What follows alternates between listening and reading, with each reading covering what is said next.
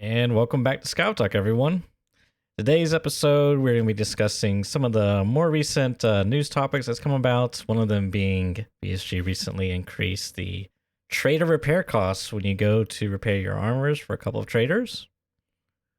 We're also going to speak about fragmentation, which the plot apparently has thickened. The Veritas video was just the beginning. It seems to have been getting worse, but we'll get into that in a little bit.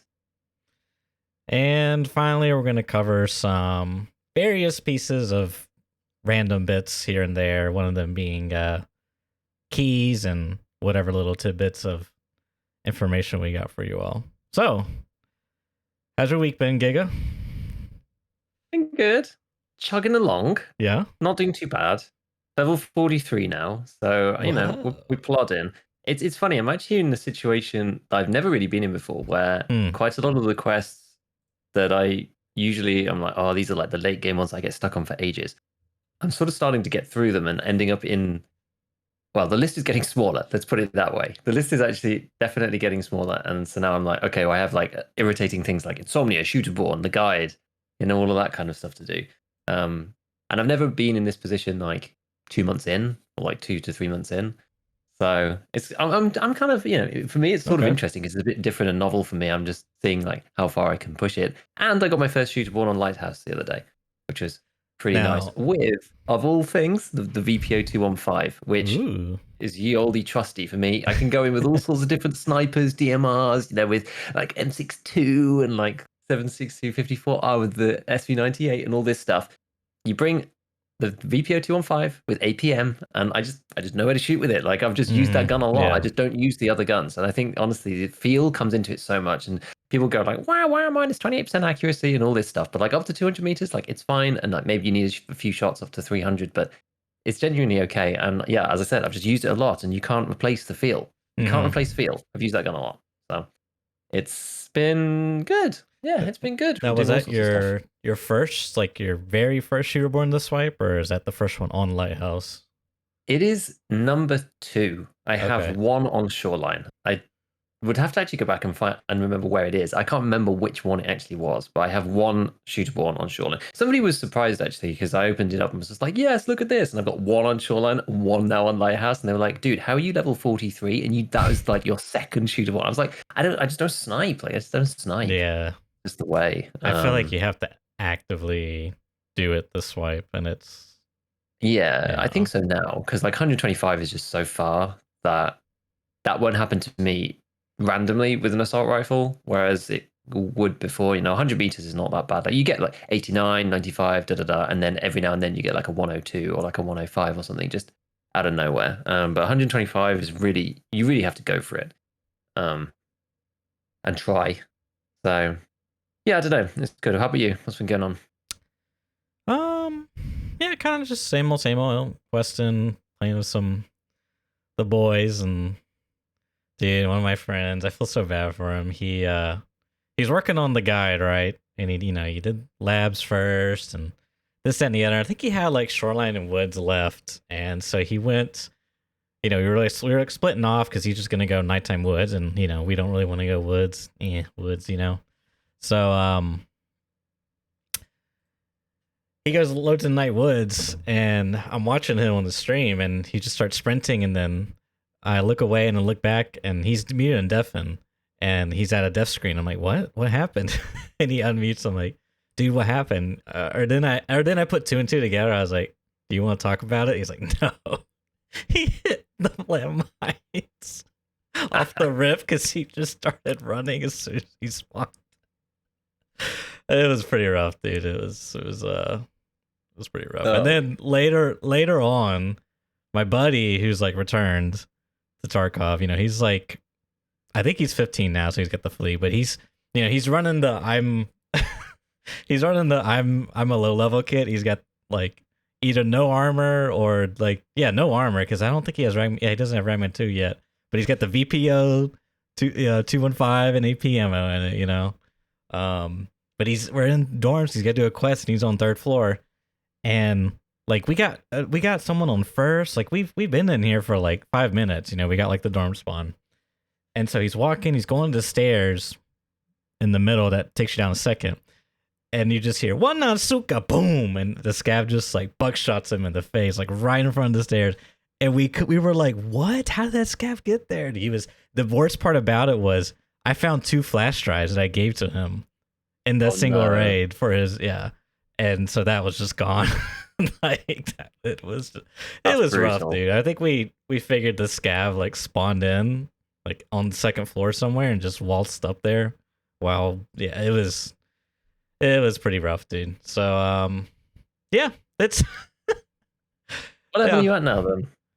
46 still. I'm pretty close to 47. I'm actually okay, probably you got the dailies though. You got the crack dailies now. Yeah, which I haven't been doing them too much. Like they're I'm mostly just like memeing around or just helping people quest or just PvPing, like kind of like semi not passively working on long line because the rig's kind of decent, kind of nice to have. But yeah, go ahead. It's a good one. It's a good one. It's a pretty good rig.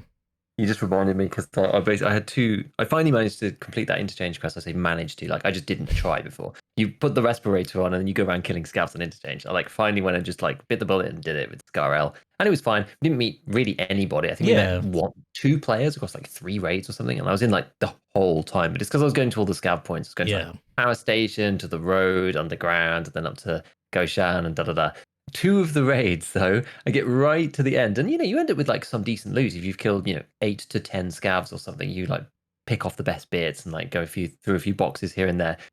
Like 2 of the raids, one of them, there's like one of the scav, I can hear him shouting. I like walk up the ramp right at the front because I need to extract to Emacom. Like walk up the front, and then you just hear and just get buckshotted like into the face completely. I was like, I actually don't even know where he was. I really just don't know where he was at all. And then the next one, I'm going down the ramp at power station and I get 760 PS through the left eye, like right at the end of the next raid. I'm like, what the hell, guys? Like I was in the raid for like 35, 40 minutes, and then the very last scav is just like, boink. Got to get you with the cracked accuracy. I was like, oh man, it doesn't normally, I actually don't really feel that often. It doesn't happen, but to have like 2 back to back, I was like, oh, okay, all right, we got to be careful here. I'm pretty sure I died to a scav not too long ago. Just head jaws me, like one tap me. It's annoying, but anywho, yeah. Oh, I also had a demoralizing death on factory where I just like went in MP7, but I've been running the old tac kek because high ricochet chance, and I've kind of been testing it out and like looking through some stuff. I'll probably touch on this a bit later because I've been working on some videos and that kind of thing. Anyway, I go like tac kek with the Mandalorian like face visor on, and I like sprint. I load into factory. I'm the next to forklift spawn. I run into forklift with my MP7, like raise it up, and just get instantly head tapped with like 9x18, like P whatever the hell. It's like one of the ones in the middle, right? Which is like no pen. It's got no damage. It's like I think it was like 5 pen or something, and I was like, dude, what is this bullshit? Like this sucks. Because even against class 1. It still is like a 20% pen chance or something because it's so trash. So the airsoft helmet actually would potentially deflect it. And against the trooper mask, it actually doesn't even it doesn't stand a chance. It's like really low. But the thing is, you've got the level 1 tac kek with top and nape, and the mask with top, eyes, and jaws. And the guy managed literally with the very first bullet, sliced it into my ears hitbox from front on with the very first round out of his I think, or what was he using? He was using some kind of like Clin or something, or a Kedda. And he comes into my chat and he was just like, oh man, I saw the name tag and I didn't think it was really you, but like it is actually you. He's like, I literally just sprayed. I didn't even know you were coming. I didn't hear you. And I just sprayed and just killed you or whatever. He's like, I've got a weekly to kill like, 20 people with a Clin or something. He was like, yeah, it was complete fluke. He was like, yeah, your helmet is totally undamaged. I was like, no. Funny stuff. You can't put the ears protection on it, can you? That's probably only for the fast MT. Yeah, exactly. It's like you can't combine them all. So you can do like attack kek with the ears. I think you can use the special. Can you use like the M32s and maybe the XLs or something with the ears? And then you can't put the face visor, or you could put the face visor without the ears, but with the ear protection. It's like, you have to have a hitbox unprotected, right? With these kind of like funky loadouts. So Yeah, I was just like, okay, well, we'll go with ears then. That's fine. It's just like, nope, just like the tiny like fractional slice. I was like, oh god damn it. The one thing I did want to mention I've been doing, which was pretty fun. I did what is it called? Test drive M1A with a ReapIR, which that was actually pretty fun. Because I don't think I've done that one in a long time, but I did it this way. I had fun doing it. But I figured, and this Reap stuff's kind of cool. I'm kind of liking this infrared thing, so let me try the flare. And I was like, I really want to do something different. I was like, what if I took a 100-round mag, built the Scar L with like maximum recoil, and just laid prone from like 200 meters away, and just held down mouse one at someone. Yeah. So I played like this weird like supporting role. Where I would be like, okay, I see a guy, he's like in this general direction, I'm gonna light him up, you guys go push it. You should have used like 5-6 I A1 did. or something. Oh, you did? Exactly, okay. yeah, for the extra meat. I one raid I did FMJ for the extra recoil reduction. And funny enough, I shot at one of my friends because the freaking airdrop came in. So like comms were dead, and I just saw a guy on Gas Hill, and I was like up on Spine on Shoreline, and so like I reposition, look away, whatever, and then I see something else moving, and I just start lining him up, and I mean I'm like thoraxing him, I'm like, oh yeah, he's not dropping leg in him, I'm like, oh, back to thorax, and eventually someone's I'm getting shot, I'm like, oh sorry.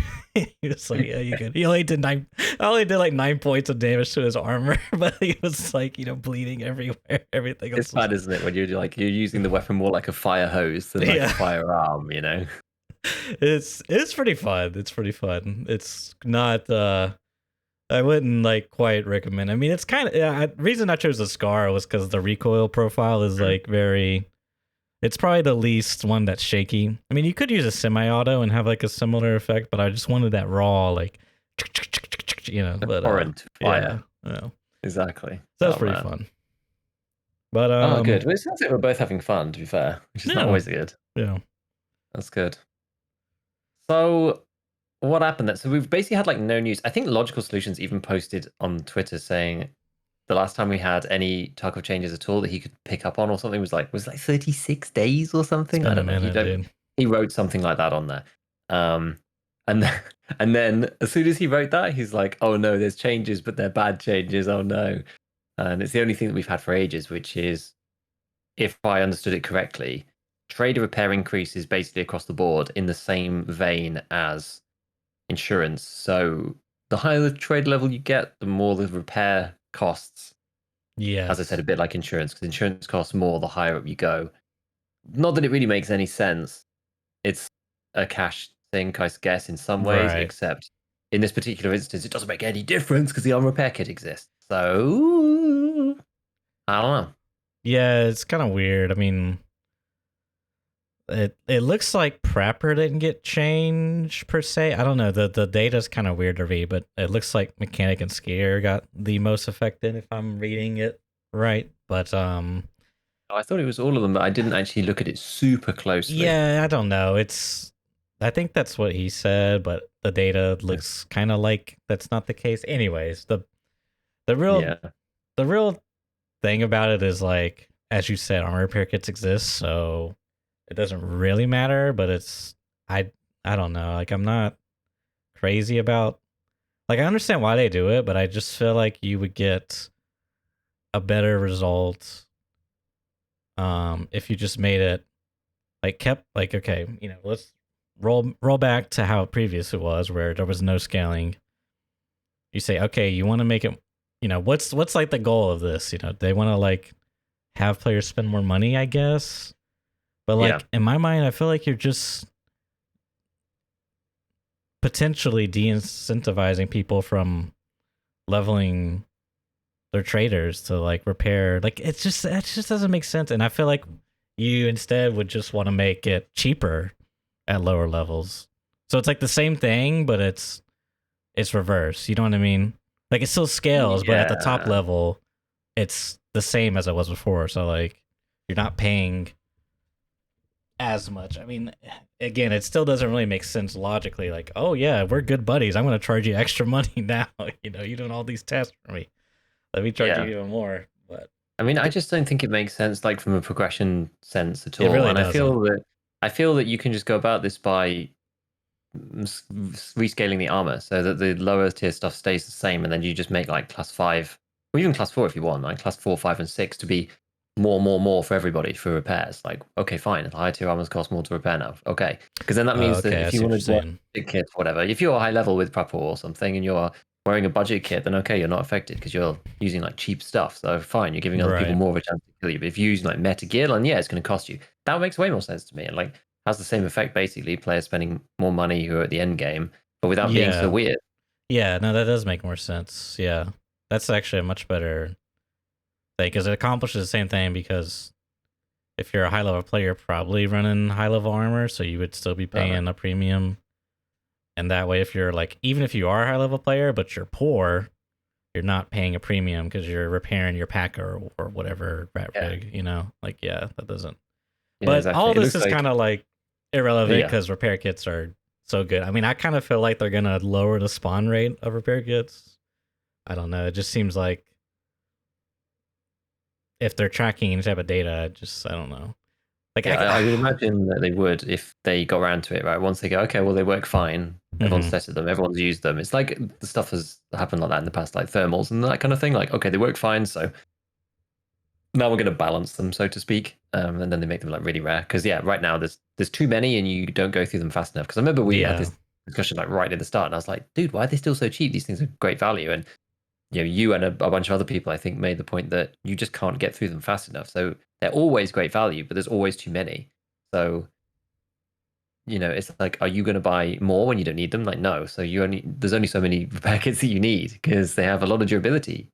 1,200, and you only need to repair stuff. It usually costs somewhere between 30 points and 120 points, depending on what it is. yeah. So worst Depending. case, you get like 10 repairs out of a repair kit usually. I mean, this is a lot, right? So like Yeah, half the time your armor gets stolen. Sometimes it's not even worth repairing, or yeah. sometimes it's not damaged. Like there's lots of scenarios where it doesn't end up getting used anyway. So it's actually quite a few raids that you can go through before needing to buy another one. And the beauty of it is it's basically a repair effectiveness in between skier and mechanic, which mechanic's the most effective, best repair, if you will. So you're getting almost the best. But it's funny because like now, if you try to repair, I think I saw tags or someone posted like as a broken Zabralo with mechanic, it costs like 400,000 rubles to repair. It's like as much as the new one. Yeah, it's like you could just buy a repair kit for that. Like it's crazy, but Yeah, it's pretty stupid. I mean, you definitely get into some weird situations with like the NA M2 rig, for example, where insuring the rig, getting it back, and repairing the rig, that total combination costs you more than just buying another one. Like, there's actually no point even insuring it because you don't want it back. You don't want to repair it. Like, maybe if you get it back at 100, fine. But like, it's insurance is like the third of the rig's cost and stuff. It's just yeah, it's I don't know, dude. This stuff is like all these I mean, weird. again, it's balancing stuff that I don't understand. Yeah. They say, oh, well, we're going to balance it later, but then we're going to do random stuff like this. I'm not sure. Like, I went, so I've reread Logical Solutions. You said, not the kind of changes I'd hoped for. It seems as you level up Prepor and Ski at loyalty levels, your repair costs go up. And then he retweeted his own tweet and said, I poorly worded this tweet and just realized I left out the part saying that Prepor and Skier are even more expensive now. So that's that. But yeah. Yep. Yeah, it was funny because like literally that same day, earlier in the same day, he said, "Hey BSG, no changes in 34 days, 8 hours, 15 minutes, and 42 seconds. Is everything okay?" Like, quick, and then, quick, make a change. Just like crank the repair cost up. Go on. Yeah. So, but that's that. I don't think we've had any other news at all. There's nothing else we've had. We're just in wait and see mode. There's nothing else out of BSG. We'll just like see what happens, I suppose. But we have gotten some news, not from like any BSG change, but one peg, I think, did some testing on fragmentation, and my God, Giga, this is like spaghetti code 101, dude. It's so Oh my god. Can you give me the TDLR? Because honestly, I was watching and I was just like, I have no idea what's anything anymore. It The thing is, I'm hurts. not even sure. I'm not even sure if like OnePeg knew what the lowdown was by the time it was finished. But like, okay, so this, as far as I've understood it, this builds on the work that Veritas was doing. That thorax and stomach shots don't fragment at all on any round. Okay, fine. Then actually, our previous guest, Mr. CZTL, he was doing some testing about 855 ammo, and he has a video about that, about such a topic, indeed. And it was actually his video that OnePeg referenced. And I think it was because he went to speak to him in his chat while he was streaming and had a look at it. And I think he had some suspicions, and he was like, oh, okay, fine, maybe there's something to look into here. So he then did some testing as well, trying to repeat CZTL's test, which was basically saying if you use 855, which has, I mean, it's not a round that anybody ever really uses unless you're church with a thermal. So I don't know the stats off the top of my head, but it has a fragmentation chance as per the table. Okay, so it's 48. Sorry, it's 40%, right? It's a 40% fragmentation chance, and it has a pen of 28, so it should work fine. If you shoot somebody, I think they were shooting people in the legs or whatever, because it's easier to work out because it's got a 1x pass through. You don't seem to get fragmentations at the right rate, but more importantly, the fragmentation damage seems to be, I think for this round, it often seems to be 1.8 times rather than 1.5 times, and not every round is 1.8 times either. It's not 1.8 consistently across all the rounds. OnePeg tested all sorts of stuff, and he basically said that the fragmentation chance in the ammo table is basically complete BS.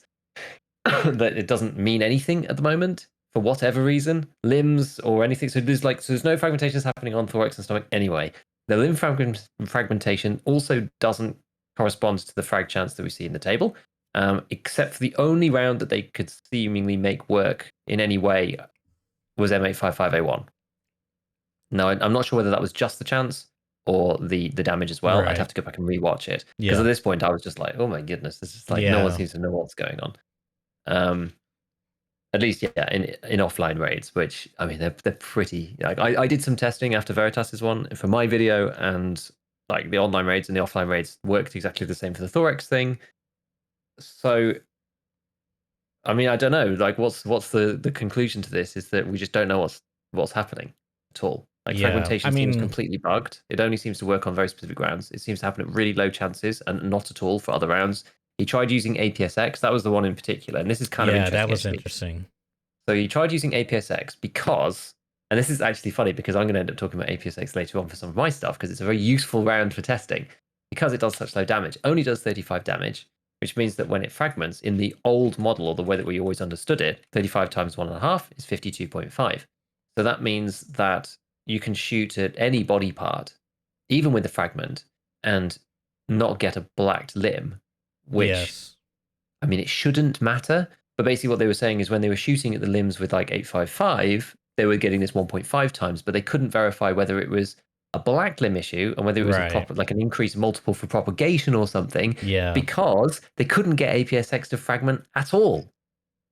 After like 100 rounds, and it's supposed to have a 10% frag chance, right? So they fired 100 rounds, couldn't get one fragment at all on legs with APSX.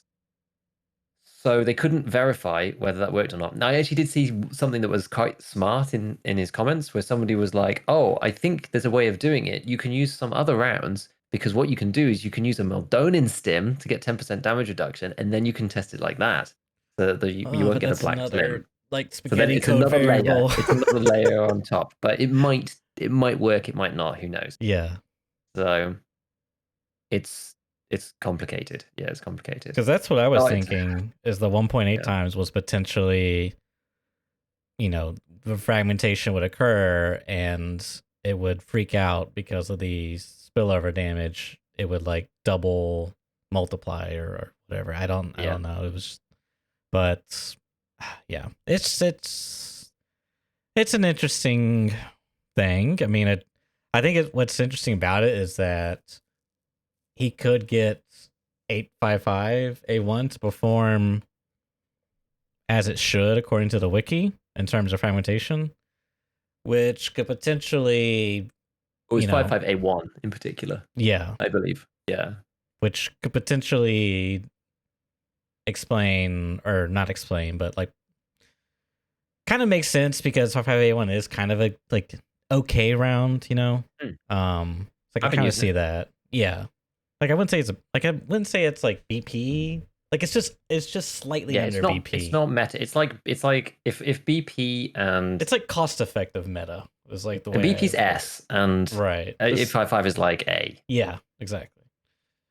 It's like But an A tier round. So yeah, but like potentially if it wasn't fragmenting, like it might, I don't know. I've been this is a random bit, but I've been wanting to test some 300 blackout damage, armor damage stuff. I need to do that. Get my buddy to be my test subject again. Anyways, what do you want to test in particular with it? Like what's piqued your interest? TTK with class 5 because I haven't used 300 blackout that much, but I'm I'm curious. almost certain that it's like a 3-hit. That's what I'm thinking, right? I'm like 99.9% Yeah. certain that it's a 3-hit. Which basically means the buff isn't really anything, with the exception of like long distance stuff. Yeah, it's But like at that point, you're using it's like yes and no. Because so I've actually been looking at this today because I've been like oh working really? on some stuff. Yeah, I've been working like it's quite funny how so many things are overlapping right now. Like Yeah. everybody seems to be like focused in the same areas. I've been using the MCX a bit and looking at it versus 855A1 at the moment. Like 55A1 only has a 30% chance to pen +5 on the first hit, whereas the increased pen on AP, like Blackout AP, takes you to 65% against +5 because it's in that like Which is pretty sensitive good. range, which is pretty Yeah. good. And against like a Gazelle, if you shoot once, the second shot's like 90%. Yeah. Whereas 55A1 goes from like 30% to 50% Yeah. or something, which is still not amazing, which is why Right. sometimes it can take a while with 55. And the damage is slightly lower. But even if you get a pen and then a second pen, you still won't kill them, unfortunately. I'm next to certain because like BP has got almost the same like I actually don't have a model for this yet. This is part of like my ballistics, package that I'm like slowly working my way through. And I don't have a model for damage mitigation or blunt damage. I've been thinking about it, but I'm like still in the sort of preliminary stages because it's complicated. So, but I do have the data from the Tasmanian Target SK rig testing from BP and with a Gazelle. But against BP, which is like one less pen, and it's really down to pen, right? The damage mitigation is really a penetration thing as to how much it removes. That removes like 25% first hit, and then about 20 on the second or something. So doing that with AP, Blackout AP, it then is too much for it because it's only 102 damage over 2 shots. So without the fragmentation, it doesn't do it. Whereas BP will because it's like 58, so 116. It'll deal 90, I think, after both. Like even if you get a pen and then another pen, you can 2-hit people through class 5. You can't with 300 AP, but like it's still good. Like it still shreds people and it still feels better than 5501, but you have the high rate of fire, but it's got like decent hidden stats. The MCX has actually got like really nice, got like scar level convergence, but it's it still has the M4 spray on it. But anyway, like yeah, stats wise, it's like it's still decent because the 48 pen is really good. It's still really good. What was I going to say though? Yeah. What's the damage? 52 on the blackout? Oh, 51? Yeah, 51. Okay. 51. Sorry, go but ahead. It's supposed to have a 30% frag chance, you see. Right. So in the regular world that we used to live in, that would make a difference because that would mean that you would 2-shot people 50% of the time.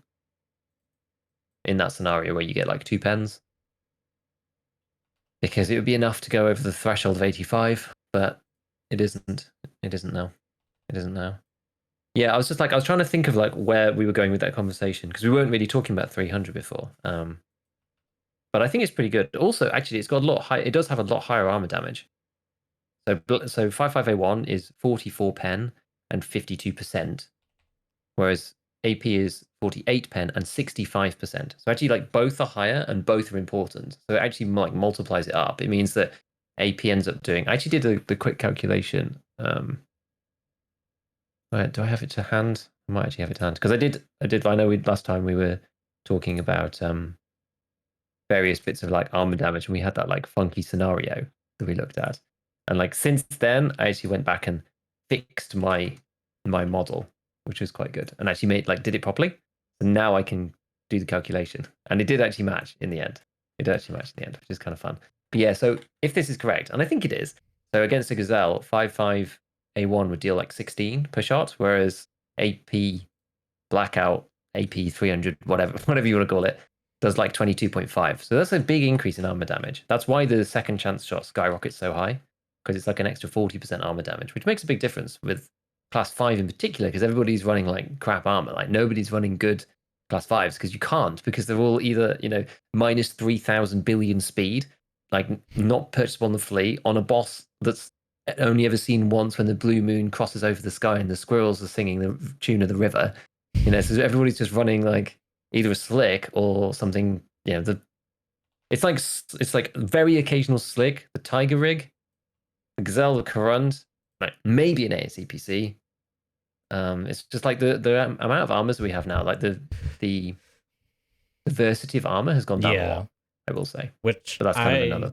Did get to use the Tasmanian rig the other day when I was doing the M1A test drive quest, and it saved my ass multiple times. It's actually like, it's just so weird, man. Just like bumping up to the next tier. It's just like like there's so many different armors within the class, but like the difference between them are so, in terms of protection, are very minuscule. It feels like, which is like kind of a sad the other stuff. Yeah, it's like movement and things matter more, right? Like space and like, is it a rig or not? Like that stuff matters more than the actual protection of the plates, which is kind of interesting. Kind of interesting. Sad is the word I would use. Maybe not interesting. Maybe sad, yeah. I think it's just because we've had our choice constricted so much. Like you used to be able to run like the Reduced M and things, but they're just kind of too expensive, I think, for what they do. Because as you say, they don't give you like enough. But one of the things that's underestimated, I think, about the Class 6 is that you take a shot and then it acts like a Class 5 for the next one. Usually, depends what bullet it is, right? It depends what round. Like if you take a shot at BT, it's just like it's dead. As in the 54 RBT, right? Then it's you take a Mosin of that, and it's just like the armor's gone. But if you take a BP, you just absorb the armor damage is so high. It's just like it does like 35.5 damage or something to it. It's only got 40 durability, so it's just like sat there on like 4.5 health. Like I tried my best, but against something like BP, it ends up on like 22 out of 44. And we've talked about like, I don't know whether I've mentioned it here specifically, but in my vids I've talked about like the armor equivalences, where you take a class 6 and it's like at 45%, it then acts like a class 5 for the very next hit. Well, the fact that it takes you from 40 down to like 22 means that it acts like a class 5.5 because it's at like 55%. Do you know what I mean? So it's still better than a Corund, Gazelle, any of those ones at full. Like it's like having a 120% class 5. For all intents and purposes, for like hit number 2 even, which is insane. And normally, I think the thing is, right, this is why it's the perfect rig. I'm going like wildly off topic here. We're touching on so many different things with this ballistic stuff, but like it's the reason why it's the perfect rig. If somebody catches you by surprise and you don't know where they are, you don't see them, and they hose you down, you die anyway. You die if you're wearing a slick. You die if you're wearing the the Reduced T5. You die if you're wearing a Zabralo. Like maybe there's some situations where you turn around and kill the guy. I don't know. Like maybe sometimes, but for the most part, you just die. Right? You just like or you get headshot or something. Whereas the times when the armor saves your life is like somebody snags a shot on you around a corner or something, and then it absorbs and you don't die. It's like it's less for those big sort of spray. I mean, it still protects you from 1 or 2 rounds in like the big sprays, and so you can like limp away from a fight or whatever. But it's just those clutch moments where it matters a lot. You don't die. Like I had a fight the other day on Shoreline, and I was wearing this thing, and I didn't even know where the guy was, and I got clipped. I think I was going back and trying to like figure out what I got hit by. I think I got hit by SNB the first time, and dived behind some cover, and I was like, oh man, my thorax is like really super busted. But it did pen. But then like sprinted away, lay down, like got a good position, killed one guy, and I was like looking for the next one, and then 2 shots just come in. The first one like bounces off my ULAG. The second one goes again like through the rig, but gets like absorbed. I was like, oh my god, like run away. I was just like, yeah, god, it's like this. The rig's so good. The rig's actually just so good. Like it can defend you in like insane scenarios, and it's really light too. And the movement stats are superb. Yeah, So it's actually really good. it makes And you feel it's like you're playing Scav. yeah, yeah. And it's nice too because you probably will get it back because it's not loot efficient. You know, it takes up more space than it gives in terms of you carrying it out. So you could vendor it potentially to get something back if you insured it, which is kind of interesting. I don't know about the how the math works there, insurance versus selling a defense. Like if it's worth it, if the insurance is really high, then it may not be worth. Yeah, I think it's always worth selling it to like repair it with a kit and then sell it to Ragman. But I can't actually remember what the insurance cost is. It's a good point. I need to go and check and see what the total sort of exchange. It might end up being like, I think you might make a little bit. It sort of goes. It gives you Yeah. some proceeds towards the next one. I mean, I've Right. been using them again. I've just been running them again because they pretty Yeah, much you they just go use them back as to like a 33. oh, it's Yeah, a class 5 rig now, you know, which exactly. is I'm like like, okay, and then you run around with a shotgun with it. You yeah, know, like I just use it for then my budget kits. So it's kind of fun for that. Anyway, like coming all the way back, like circling all the way back to what we were talking about right at the start. So we were talking about APSX, about that not fragmenting at all. I've actually got yes, CDTail in the chat here, and he was saying that he's been doing some testing and he has managed to get some fragments. So like we have to wait for his video to see what's going on with that. But what's like super interesting, I wasn't even testing that in particular. But what I've been looking at, and I've actually got a vid coming out tomorrow, so everybody's listening to this, it'll already be out, is more about ricochet, is what my test is about. Because I finally got down to like looking at some ricochet testing and that kind of stuff. And maybe we'll talk about that a little bit specifically a little bit later. Because it's sort of related, but like I want to talk about this other thing first. What's really weird is that okay, so the reason why we tried to use it in the first place is because it has 35 exact damage. And if you're stood at any distance from any player, you can shoot them directly in the face and they don't die, right? Which is really good for testing yeah, like ricochet because you don't have to reload into co-op over and over and over again. yeah. So that was the reason why we did it in the first place. So we were like, okay, well, let's just test to make sure this does actually function the way we think it does. So, you know, I shot Sad in the face and he ended up on 1 HP. But really bizarrely, directly from the front, stood facing me. I shot him 3 times, and every single time I shot him out of those 3 times, not a big sample, and we weren't testing that, so we didn't linger on it. Every single time I shot him from the front, and it was in the eyes. Like I shot him literally here, and it probably was a little bit low because of like the way the optic looked. So it was maybe around like the jaws area. When I shot him in the jaw, he also took thorax damage. All 3 shots, damaged armor, and did damage to the thorax. Wait, but you shooting in the eye? I was shooting, so I was aiming at his eyes. It probably was actually going more like around the mouth because of the Were you? height of the bore. Yeah. And his head would go to 1 HP, and then he would take thorax as well. So you're telling me it would ricochet down into his, or go through and then like hit the hitbox behind or something. That's weird. It's super weird. It happened all 3 shots when we were doing the random test. So I think maybe if you catch somebody through the jaw with like I mean, normally it doesn't matter. I don't think it matters usually because when they get hit, they die. It's a very, very niche specific scenario where the round to the head doesn't kill you. Okay. I see what you're getting and then it goes through and then hits the hitbox behind maybe the chest hitbox too. Like usually it doesn't matter because it's a fringe case. I see what you're saying.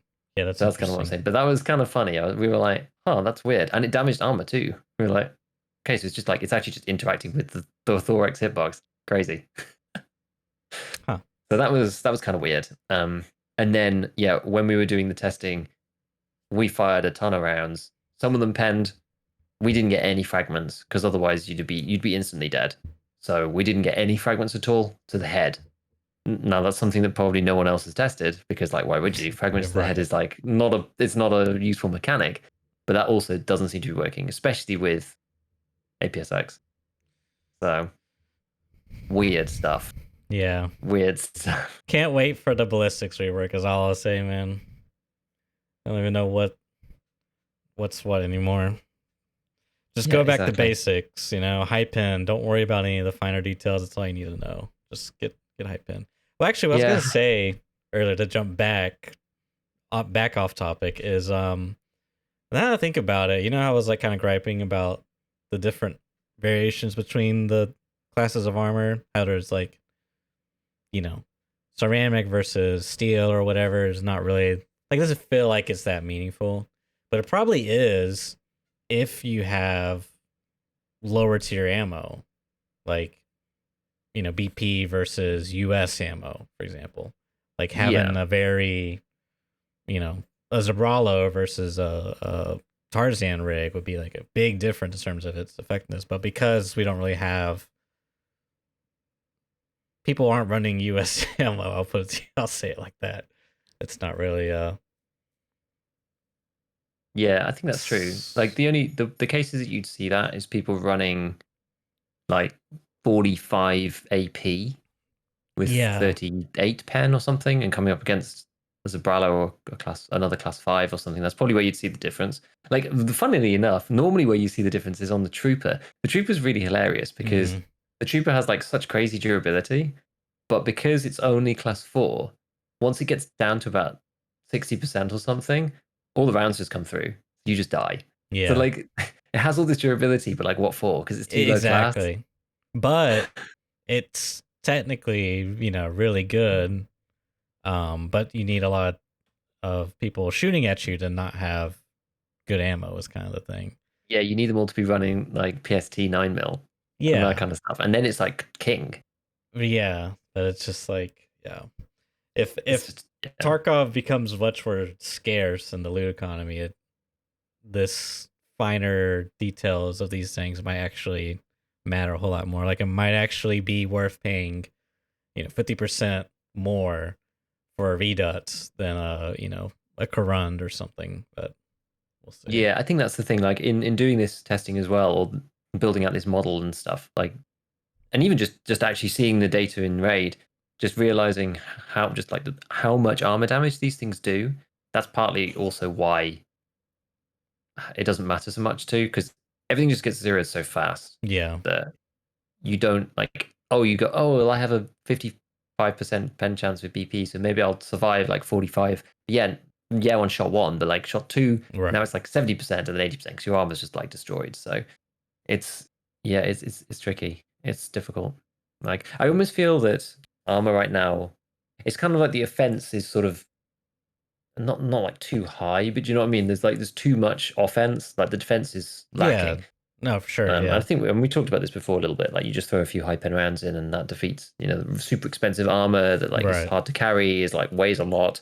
It has to be repaired. You know, it doesn't go back to full. Like it's a pain. You have to unlock all these traders for it, and it's still and it's yeah, it just feels a bit like too skewed. It'd be kind of cool. Like it's annoying with APSX and those kind of rounds because there's just not enough of them. But if they were a little bit more common, then people would kind of be like stacking mags and like using it Mm-hmm. properly. But like it's not fun to have everyone only using APSX. It's also not fun to find like 31 rounds a wipe. Yeah, exactly. Yeah. This is kind of But stupid. yeah, I mean, part of that too is because the loopholes, like when you loot an ammo case, you're Yeah. looting the entire loot pool of potentially, I don't know, hundreds, 200 different types of ammos. So, And these are whereas probably at the like, bottom of the list in probability too. That's probably the way it's yeah, done, that's right? true as well. You know, it could be like rare and it's like 0.1% chance to, to get it. But whereas like you go on like Reserve or Woods or wherever, you know, there's just loose ammo boxes of like BT, BS, Agonix, you know, whatever. Like, you know, it's a global spawn, so it's a little different. Like if they had, I don't, yeah. Anyways, I won't go into details, but Yeah. there's ways to do it that could make, you know, yeah. But So yeah, I mean, I guess like in summary about the fragmentation thing, just right, to kind of like wrap the topic off, it's kind of well, right now just ignore it. Basically, yeah, I which think is is the thing. crazy. Just ignore it. I'm like completely ignoring it for the time being. I haven't done any further testing. I think there's enough people who are looking at it. Like I'm doing other things.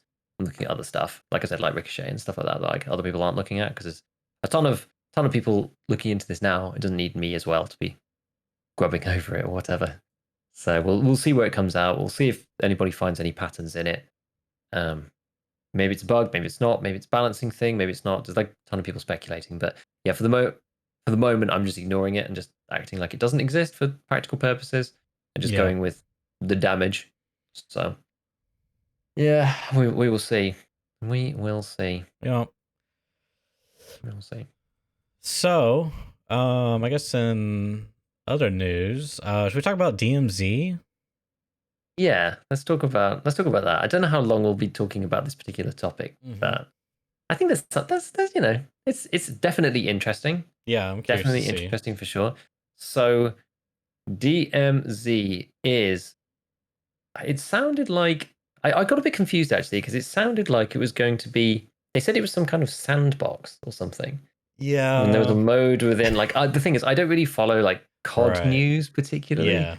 but there's like what is it like the Warzone? Like the second map for Warzone is kind of being teased, or whatever. And this is like part of that. It's like the full Warzone map.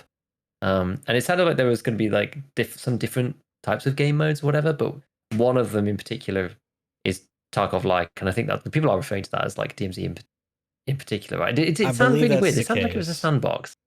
Yeah, I mean, I think they were describing as a sandbox experience. In other words, you go in, you decide what you want to do, and that's like your win. That's your W, and then you Yeah, leave. fine. So it's like, Fine. yeah. There was a lot of words like at the very start of it because I was watching Jesse, I think, and so he clicked on it for a bit. I was on a raid. At the very start of it, one of the guys was like, and we're really excited to show you the very first Call of Duty raid. I was like, oh my god, it's actually gonna be Tarkov.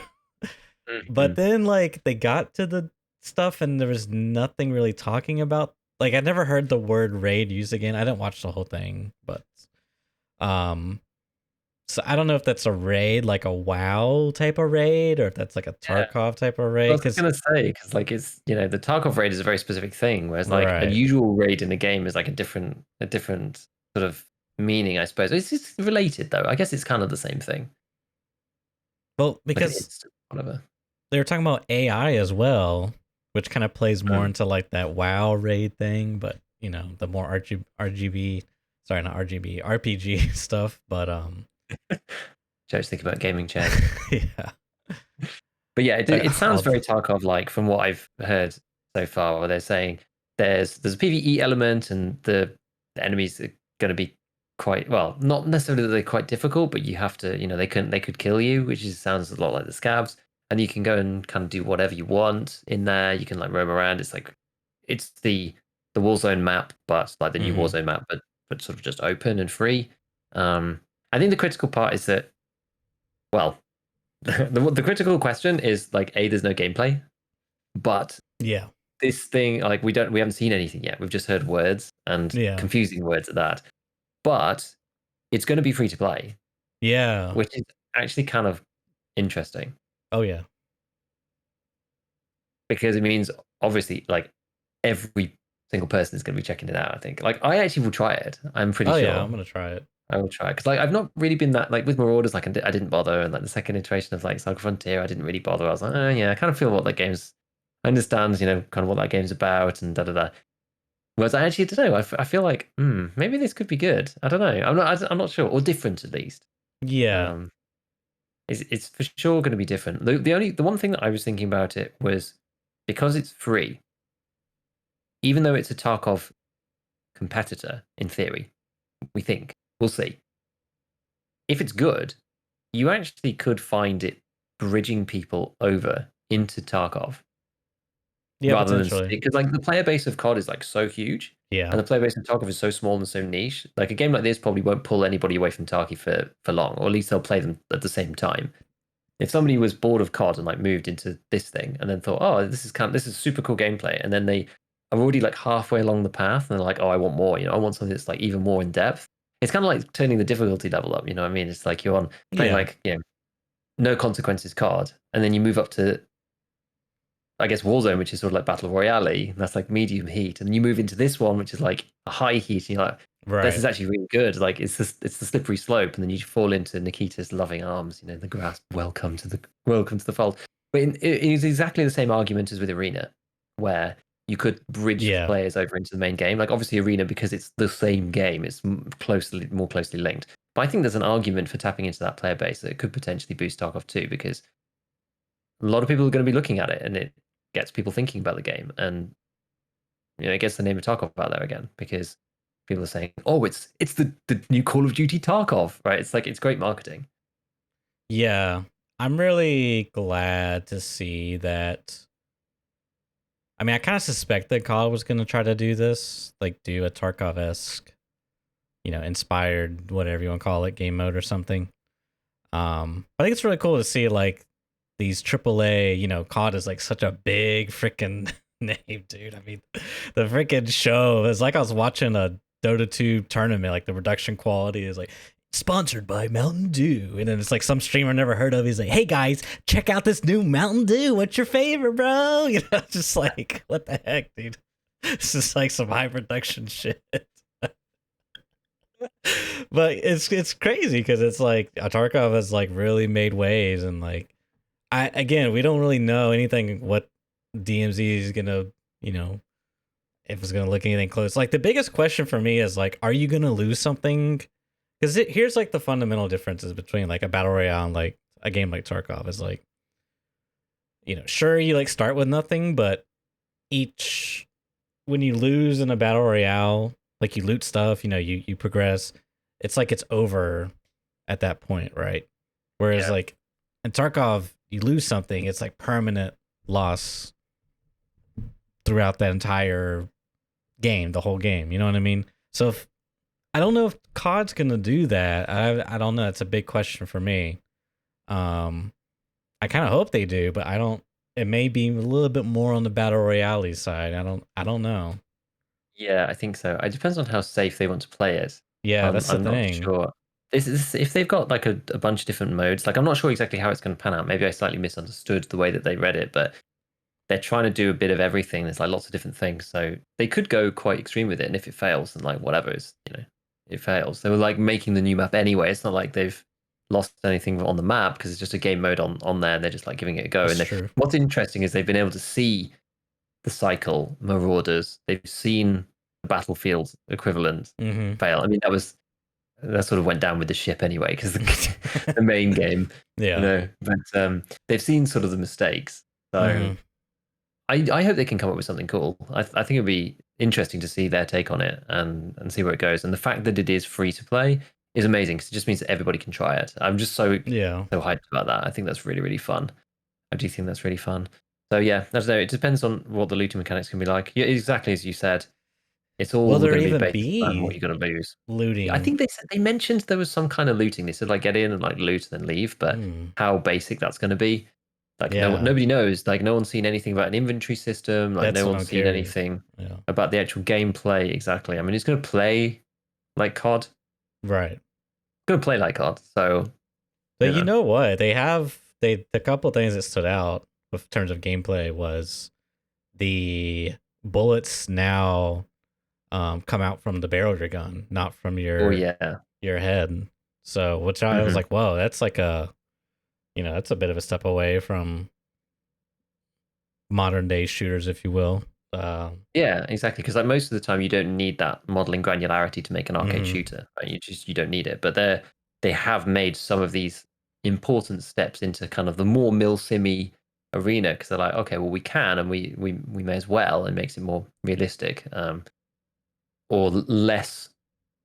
I guess it's like they don't really care about realism. They care about the player's experience, and getting shot by somebody's like two eyes poking over the top of a box with a sniper rifle just kind of sucks. Yeah. And it's just annoying. So that's pretty cool. Yeah, I don't know. What was I going to say? I was going to say something else about it. I can't remember. Oh, there was a big like loads of people faffing about the logo, which I thought was really funny. Everyone was just like, oh my god, man, it's like the Tarkov logo, but it's like the Tarkov logo is like the DayZ logo. I saw that. I saw that too. I was like, oh my god. Like, chill out. Chill out. It's fine. Like, I think that the Tarkov community should be flattered that so that's how I feel, right? The game. Yeah.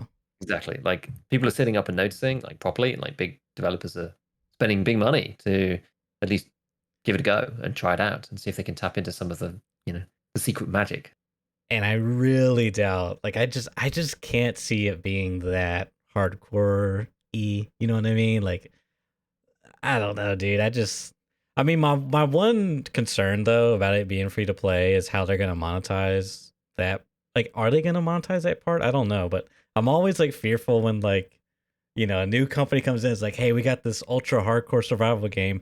By the way, here's your new starter pack, only $100, and you can get the golden legendary AK assault rifle. Like freaking the cycle, dude. They kind of like, they kind of lied.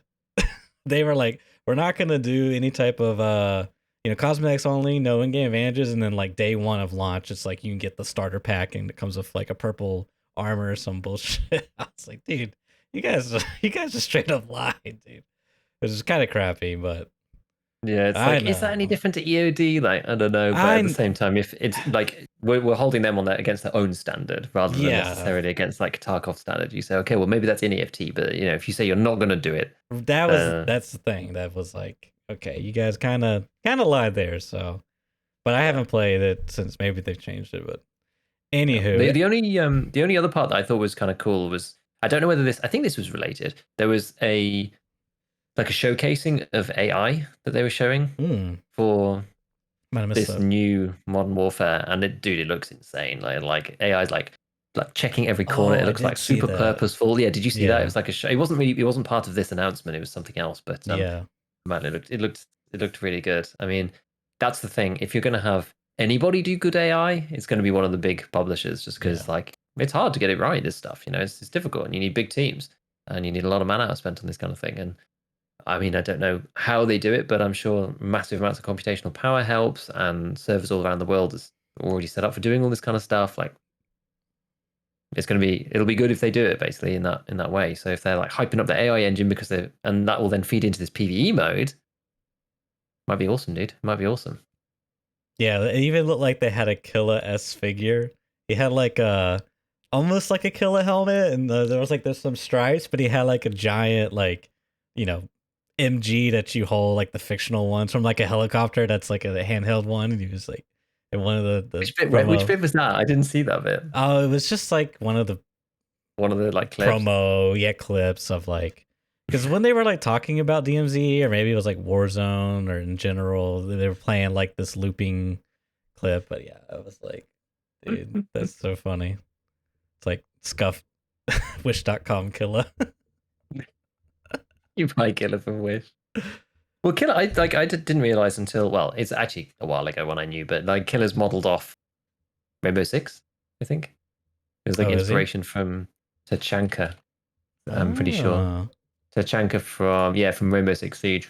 And I think there was because I had to look. This is like, I think I probably have known this for a while now. It's like maybe a year ago when I first stumbled into this, and somebody did a cosplay of Tachanka as like, like a Russian lowlife or whatever, and that's where all the stripes came from, like all the Adidas stripes. And apparently that was the inspiration, supposedly. I do remember reading about that. So because he is Killa, right, basically, and he was like the first one. But then I think BSG took inspiration from the cosplay that was done of him. So I understand anyway, which is pretty cool. But that's the thing, like everyone borrows from everybody else. People take the best ideas and arts from other people. Yeah. It's good. But yeah, it's cool. When's it actually going to be released? Do we actually know? There's like an open beta for it. I mean, I feel like it's October or something, maybe late September. I mean, yeah. I wonder if DMZ going to be open as part of this. I'm actually not sure. I'm not sure either. I'll definitely check out what content creators have to say about it, and if they get to play the beta for the Tarkov side. Or the DMZ side, sorry. Yeah, exactly. I'm also really digging the Gunsmith. I haven't played I played a little bit of Warzone, but it's just like, I've played Call of Duties, man. Like, I know what I'm getting into. It's just not really for me anymore. And Battle Royales are also just kind of like, eh. But this new like modding system, it's like kind of like, it feels like it's like, quite a few steps removed from Tarkov, but it's like pretty interesting because you could take like an M4 and like change out the calibers and like the magwell and stuff, and put like different ammunition types, like a 9mm, or like there was one where you could put like a P90 mag. Like apparently it's a real thing. There's like a P90 mag. slapped on top that feeds into the receiver. I don't know how. Like an M4. Yeah. Oh my god. Yeah, it's some crazy. We need the gun in Tarkov because it looks really cool. M457. Yeah, it's crazy. But that looks interesting. That they're seems like they got some depth there. But that's nuts. That's nuts. I might actually have access to the beta. Oh, cool. By the way, I think I'm going to. We'll see. We'll see. But I think I will. So I'll have to give it a go and see what's going on. I'm not actually sure when it's coming out. I was just like, yeah, out of me, but whatever. We'll see. We'll see. I'm excited. I think it'd be cool. It's good to try this stuff anyway. Yeah. So that's that. I mean, we'll see what comes of that. And otherwise, I mean, we're kind of just waiting on God, it really does feel like that meme, dude. You just got like that stick poking like BSG do something. just kind of in limbo mode. I mean, they're updating us ish by posting pictures. Like, hey, we're working. Here's some. We're working on the Glocks, guys. Here's some blurred out monitors with like some UI going on, but yeah, there's not too much else that we've got coming. Yeah, I mean, from my side, I guess we can talk about it a bit just because it's like, I guess it is interesting and there's like more general like discussion around it. Like I tried to distill it down. It's like one of the more annoying videos I've had to do was like the Ricochet video. And it's one that I've been working on for the past kind of week or so. And I've been thinking about it for ages because Ricochet, and I've said this before, but Ricochet is one of those topics where even if you speak to people who know the deal, like the guys in Tarkov Ballistics on their Discord and stuff, or you ask people about various things, everyone's kind of like, oh, freaky Tarkov voodoo kind of weirdness. But it's important because I get asked a lot, like, are helmets worth, like, it's one of the biggest questions, are helmets worth it, And without knowing how it works properly, it's really hard to know whether they are or not. And like, all you have to go off is your own anecdotal experience. It's not like you're wearing, like, you get an idea for how good the various armors are wearing them and getting shot at by people. Yeah. Because you wear the armors, you get shot at by people every raid. You're almost always wearing an armor. Whereas with the helmets, it's kind of like, well, I might not always be wearing one. When I am wearing one, most of the time I just die. I don't get a ricochet. So I don't really have a good idea of how many times I was wearing a helmet and then I got a ricochet with the various different helmets. Like the data's too, it doesn't feed into kind of human intuition particularly well because the samples are too spread out and the starting conditions are too different on each one to draw like a sensible pattern intuitively, if that makes sense. Which is why it's something that's always interested me. And in particular, so the thing that I focused on, because I really had to like drill it down because it's a super complicated topic. And I went back and had a look at No Food After Midnight's like original blurb on this stuff. And I've read around all sorts of places, like lots of background reading on this to try and see if I could make some sense of it. But it does seem like the implications of what he said a long time ago, right, which is the original Tarkov Bible. Some of this stuff maybe even changed, who knows? Yeah. But the implication is that you have the head hitbox and it's a sphere, and you've got armor of various kinds, helmets or face shields or whatever. Like pretty much every single piece of head armor has a ricochet value on it, whether it's like none, low, medium, or high. And those pieces cover the head hitbox as if they're slapped directly onto the sphere, because there is, as we know, like there's no hitbox increase with any armor. So like with face shields, if a face shield comes down like this and you shoot through the face shield away from the head, you don't get any shots registered. It's only when you actually hit the jaw, because the face shield from a damage modeling perspective is like stuck to the face spherical hitbox regardless. That's actually really obvious with the trooper mask because it sticks out so far. You have to like shoot, like if you're shooting it side on, you have to shoot like halfway through the mask before you actually collide with the hitbox. Crazy stuff like that. Anyway, so in his original blurb, he basically says that when you're looking at somebody's hitbox like this, there's a minimum angle. It pretty much says there's a minimum angle where you have to meet that minimum angle, otherwise you won't get a ricochet at all. So if you hit somebody like dead on, you won't get one. At some angle, if you think of the sphere as it curves around, right? At some angle, it then becomes possible. Right. And once it's possible, it then increases up to some chance when you get right to the edge, when you get like a glancing hit. I don't think it's necessarily 100. Like I found a few things elsewhere that kind of imply that it's like 0, 0, 0, 0, 0, and then it starts at some value, maybe like 30%, and then goes like 30, 40, 50, 60, 70 to the edge, and then that's it. Like it stops. Something along those lines. So it calculates the angle and then randomly decides whether you have the ricochet or not within that particular angle. The issue with this is that like that's really hard to test. Yeah. Like if you hit them head on, it doesn't happen.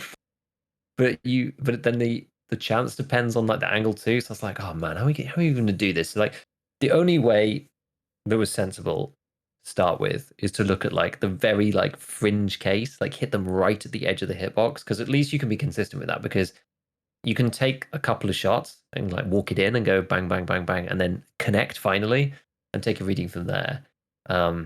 I didn't bother with anything else. Like it already took us like, I didn't think it would take that long. It took us ages, dude. It took us actually a long time. And that was using APSX2, which doesn't kill you. We went through some stupid iterations of testing, as you always do with this. It's like I shot Sad in the head and he was like, oh, you gave me a heavy, oh, it's backed now. And then we had to restart. So then we had to take Zagustin every time, make sure that we're like not got any bleeds so that we don't black the head out by accident. Because as soon as you get, because you know, it takes you down to like one if or you're stood close enough. Yeah, it would like if you're stood close enough, it takes you down to literally to 0 because you end up on like 0.4 or something in the background because there's decimals in the background of the health. And you get the bleed, and it's just like you're now blacked. Yeah. You don't die because that's still not in the game yet, even though Nikita said that was a bug ages ago, but they haven't fixed that. I think it's okay personally. I don't think anybody will be upset if it's still like that in the game. But yeah, so then we had to take Augustin, making sure we have that before we do any of the tests. And even then, it still took us ages to like figure it out. But we did it with Condors and also with the Trooper mask. Like this stuff's going to be in the vid, but I think it's like it's going to be interesting to just like talk about like the general debate about it. And what's funny is that like right at the edge of the hitbox, it seems like it's actually a pretty high chance. Actually, like if you clip them just to the edge, it was like a 67% chance, like 2/3 chance that APSX bounces. Now, whether that's an APSX thing, it's hard to know. I don't know. I know that the rounds themselves, they do actually have a ricochet chance stat. I've read in places that it's not used anywhere. How those people know, I have no idea, right? So whether to believe that, this is the thing, right? Every time you read something, this is what makes it so hard. You read something over like the past like 5 years of Tarkov discourse, right? In general, you look at the date. You have to take that into account. You then look at who's posting it and how they talk about the topic in general. Like, do they sound like they know about some of the other concepts, or are they just talking out their ass? And so then you have to like take what they're saying, like in the context of all this other stuff, and say, okay, well, this might be old. They might just be lying. Like people just state fact, like state falsehoods as fact, like constantly in this community, because they just say, oh well, this is how it functions. Because like someone said one time, maybe offhand, or maybe they didn't even understand, or maybe even the original person was right, but they didn't understand, and now they're just, it's the air filter, right? It's the air filter all over again. You're going through all these things. Like I've read so many different things from different places. People saying like, oh, that value is not used. Now, there was another set of testing that was done by I don't really know who he is. He's like his account's like pretty new. And he was called like Cringing Throwaway or something. And they did like a ton of ricochet testing. And it was on Reddit, and I was interested because I mean I actually don't really go on Reddit that often. Actually, I'll post it in the chat just in case anyone's interested. But if somebody wants to find it, it's called the post is called "Helmets Are Not Useless." But what was interesting about it for me is that it was done 1 month ago. It was done in this wipe. I was like, oh, this is fascinating. Like I'd not seen it because I'm not on Reddit all the time. But it only got like 80 likes, so I think it probably, or 80 upvotes. It was probably only there for a day or something, so it was easy to miss. But they've done like some meticulous testing. They did like the TAC Keck Fast MT, the SSH 68, DevTac Ronin, and the Masker. They did 10 shots on PS, BP, PST, AP 6.3, FMJ, AP 45, BP BS for 545, and M80 and M61 from 3 angles. Yeah. Dude, like it's insane. These people are nuts. Apparently it took them 3 days. Like 3 whole days to get all the information. Like it's freaking insane. So I was like, man, this is actually really interesting because it's completely different to what I was looking. But the interesting part about this, and this is a very long-winded story in general. I am sort of monologuing a little bit, but it's because there's like a lot to it.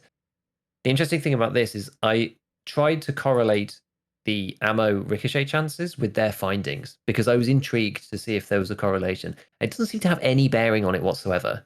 Yeah, I'm looking at it now. Which kind of backs up like what the random spurious people were saying from years ago. So at least there's that, but it doesn't seem to really. I mean, this is much more kind of like practical testing. Like they've tried to control for the angle. One of the angles is like in the middle of the helmet or something. So like, who really knows? But the data seems like relatively consistent. They did 10 things. I'm sure they control like they didn't spend 3 days doing it for nothing, right? So, I was kind of intrigued by that. They did actually have some strange results where like dead-on shots were ricocheting with certain rounds. Yeah, I'm looking at that now. Like on the TAC and the SSH. I did actually wonder this myself because I was thinking, okay, well, if the minimum angle is like relatively low, and I'm stood in front of somebody, right, and I have my gun like this, I'm already like pointed up slightly towards your head. And then because of the way that the hitboxes function, if you're hitting a helmet, you don't have the eyes hitbox. You only have the top hitbox. right. So if I'm shooting somebody in the helmet from the front, when my gun is like slightly lower than the top of their head, I'm already shooting up at an angle and I'm hitting the top hitbox, which is at the top curve of the, like, it's not flat on, right? So you may actually already be within the minimum angle because a dead on 90-degree shot would have to come from above into the top hitbox. Do you know what I mean? You'd have to be stood like, yeah, let's say on like, up on one set of factory. stairs. Yeah, up like onto the first like little mini landing. Like you go up one set of stairs, you're on a mini landing, and you shoot somebody down the stairwell. Yeah. Who's like on the ground. Like that to me is the only way you'd get it like flat onto this because again we have to remember the head is a sphere, so you have to be in line with the center of the sphere and the outer of the sphere, and then that's in line with your gun. So you have to be quite high, I think, to hit top. That's why it's probably slightly easier with the Condors because you can do it flat because it's the eyes hitbox. It's not too bad. I suppose the one where you could avoid that, and I don't know whether they did this or not. It doesn't say anywhere in particular that they did. They just said they stood in front of the target, so I guess that they did it like this.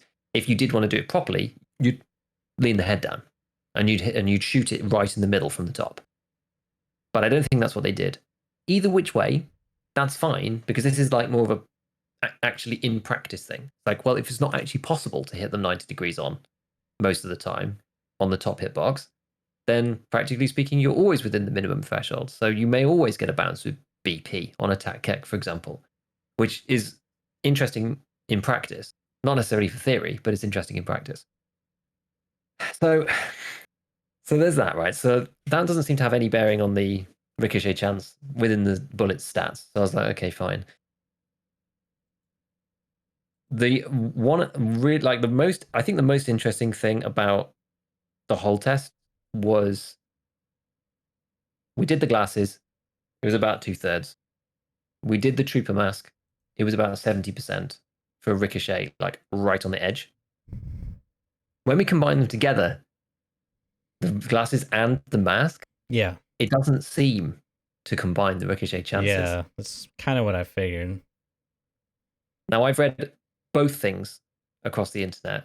Yes, it does. Only uses one. No, it doesn't. It only uses the other. Like, I do think that from what I've just like picked up over the years of being in the community, the general consensus rumor is that it rolls for the ricochet once and then it rolls for the ricochet again. Yeah. You get like the double thing. Like, have you heard that? Is that like broadly within your collective consciousness?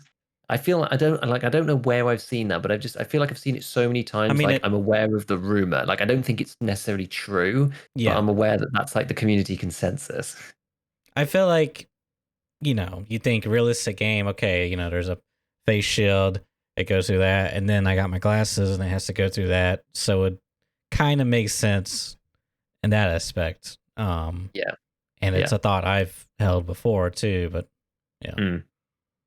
What's really interesting about it, and I'm still trying to think about like what this means. So you can get like a variety of different results when you're wearing both. You can get a pen, right, through both, which is fine, and you take the damage and your head goes to 1. Okay. Both the face shield and the glasses both take damage as if they were penetrated. Fine. You can then take a scenario where the glasses are penned and take damage, but the trooper mask bounces, and then you don't take, or you take like a small amount of blunt. Right? That's one situation that can occur, which is a bit strange. And then there's another situation where the which one did I say? So yes, you've got like both of them penetrate. You've got a situation where the glasses get penetrated, and then the mask can bounce the round afterwards. Bounce or absorb? Like using bounce, AP? because we're using APSX. Yeah, okay. And it's You have class to 2, use so there's just that. no chance. Yeah. Yeah. And then the final possibility is the glasses bounce the round, Right. and the mask is completely undamaged. Those are the three possibilities. It's crazy. Like, it seems like condors roll first no matter what. If the condor bounces, the mask takes no damage at all. Like none. If the condors get penned, then the mask rolls. The mask gets damaged either way. The mask gets damaged if it pens, and the mask gets damaged if it bounces. Or you can have both pen. I guess so it kind of makes sense. It's kind of the wrong way around based on the order of the armor, like realistically. Yeah, but like, realistically. it doesn't really matter. It doesn't really matter. Well, yeah. What's even more interesting is if you have the condors on their own and they bounce around, you get dealt 7 damage. If you have the trooper mask on and you bounce around, you get dealt 2 damage. If you have both on and the condors bounce around, you get dealt 1 damage despite the trooper mask not taking any durability damage at all. So something about the combination. Zero. Well, as in, like, you take, yeah, no, it takes none. It's like literally 45 out of 45. It takes none whatsoever. It's like untouched. So there's something about the blunt damage where it's combining the two, even though the trooper mask wasn't actually like. Unless it takes interact. Like 0.01. I don't even think and it can. rounds like, up the 45 instead of 44. Because we had a couple of them like in a row, and it's just like, because you get point whatever's on armor. So I mean, it would have to be tiny. I mean, even if it is, it's like infinitesimally small. But it's kind of funny. It's kind of funny, and like it's just interesting. It's just interesting that there's like these different scenarios. Okay, so there's that, right? So there's that. Okay. Then what the plot thickens even further. As I said, it doesn't seem to make any difference though. So even though you've got all these different scenarios, the overall chance of bouncing around from both and you getting a deflection, like, or from either, I should say, the chance of you bouncing around in any situation, like not getting a penetration, from our testing, was 68%. So for the glasses on their own, it was 65. For the trooper mask, it was 70. For both, it's 68. So it seems to make like, okay, so let me put this in context. If you had an actual 65% chance of bouncing from the first one, and then a 70% bounce chance on the second one, the chance of bouncing the round up together probabilistically should be 90%. EVS. That's how it should work, right? That doesn't seem to be how it does work. It seems to do some kind of weird average, unless we got really unlucky. But like, we tested like 30 times. Oh, okay, that's a lot. Like, we did actually quite a lot of tests. So we could have got unlucky. And even because you have these like very discrete scenarios, you can actually look at the chance for the condors and the chance for the trooper mask when they're in combination, because you can look at the armor damages and you can see which one got penned and which one didn't, and which one ricocheted and which one didn't. And the times when, so the condors got hit every single time, and they had like a 45% chance of bouncing when they were in the combo. And then of the situations in which the trooper mask got a chance to actually roll its ricochet, which is basically when the condors let the round through, that was like 49%.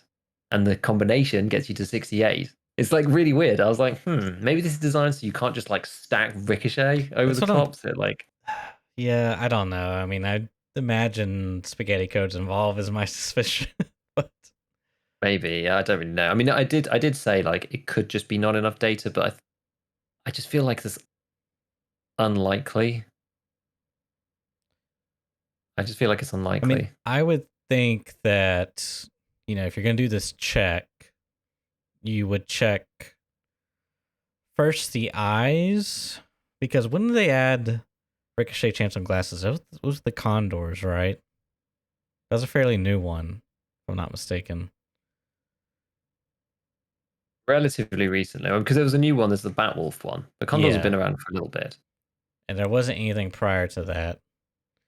because Although I guess you actually have face shields, like real face shields. right, but they unless but like I would think you would categorize them under helmets, under face shields, right? Whereas the glasses, you would probably keep them in eyewears, but these two glasses have unique property of being able to ricochet. Maybe that's not how they categorize it. And it could just be by hitbox, pull from eye hitbox. Okay, all of these flags have checks for eye hitbox. I mean, I don't know. There's a bunch of different ways they could do it, but I don't know, dude. This game is like held together by like duct tape and kek tape and white tape and tape, exactly. Yeah, it's just like... There's one other place where you can have overlapping hitboxes, which is, I mean, there's a few ways you can do it, but one of the other ways is face shield and the chops on the airframe. Yeah, Because that's you another can get one. you can get double jaws, which I've done before, but I don't know if it actually does anything, right? Yeah, exactly. And like maybe it doesn't, maybe it does. I'm not sure. It's Oh, you it's know so hard what? to know.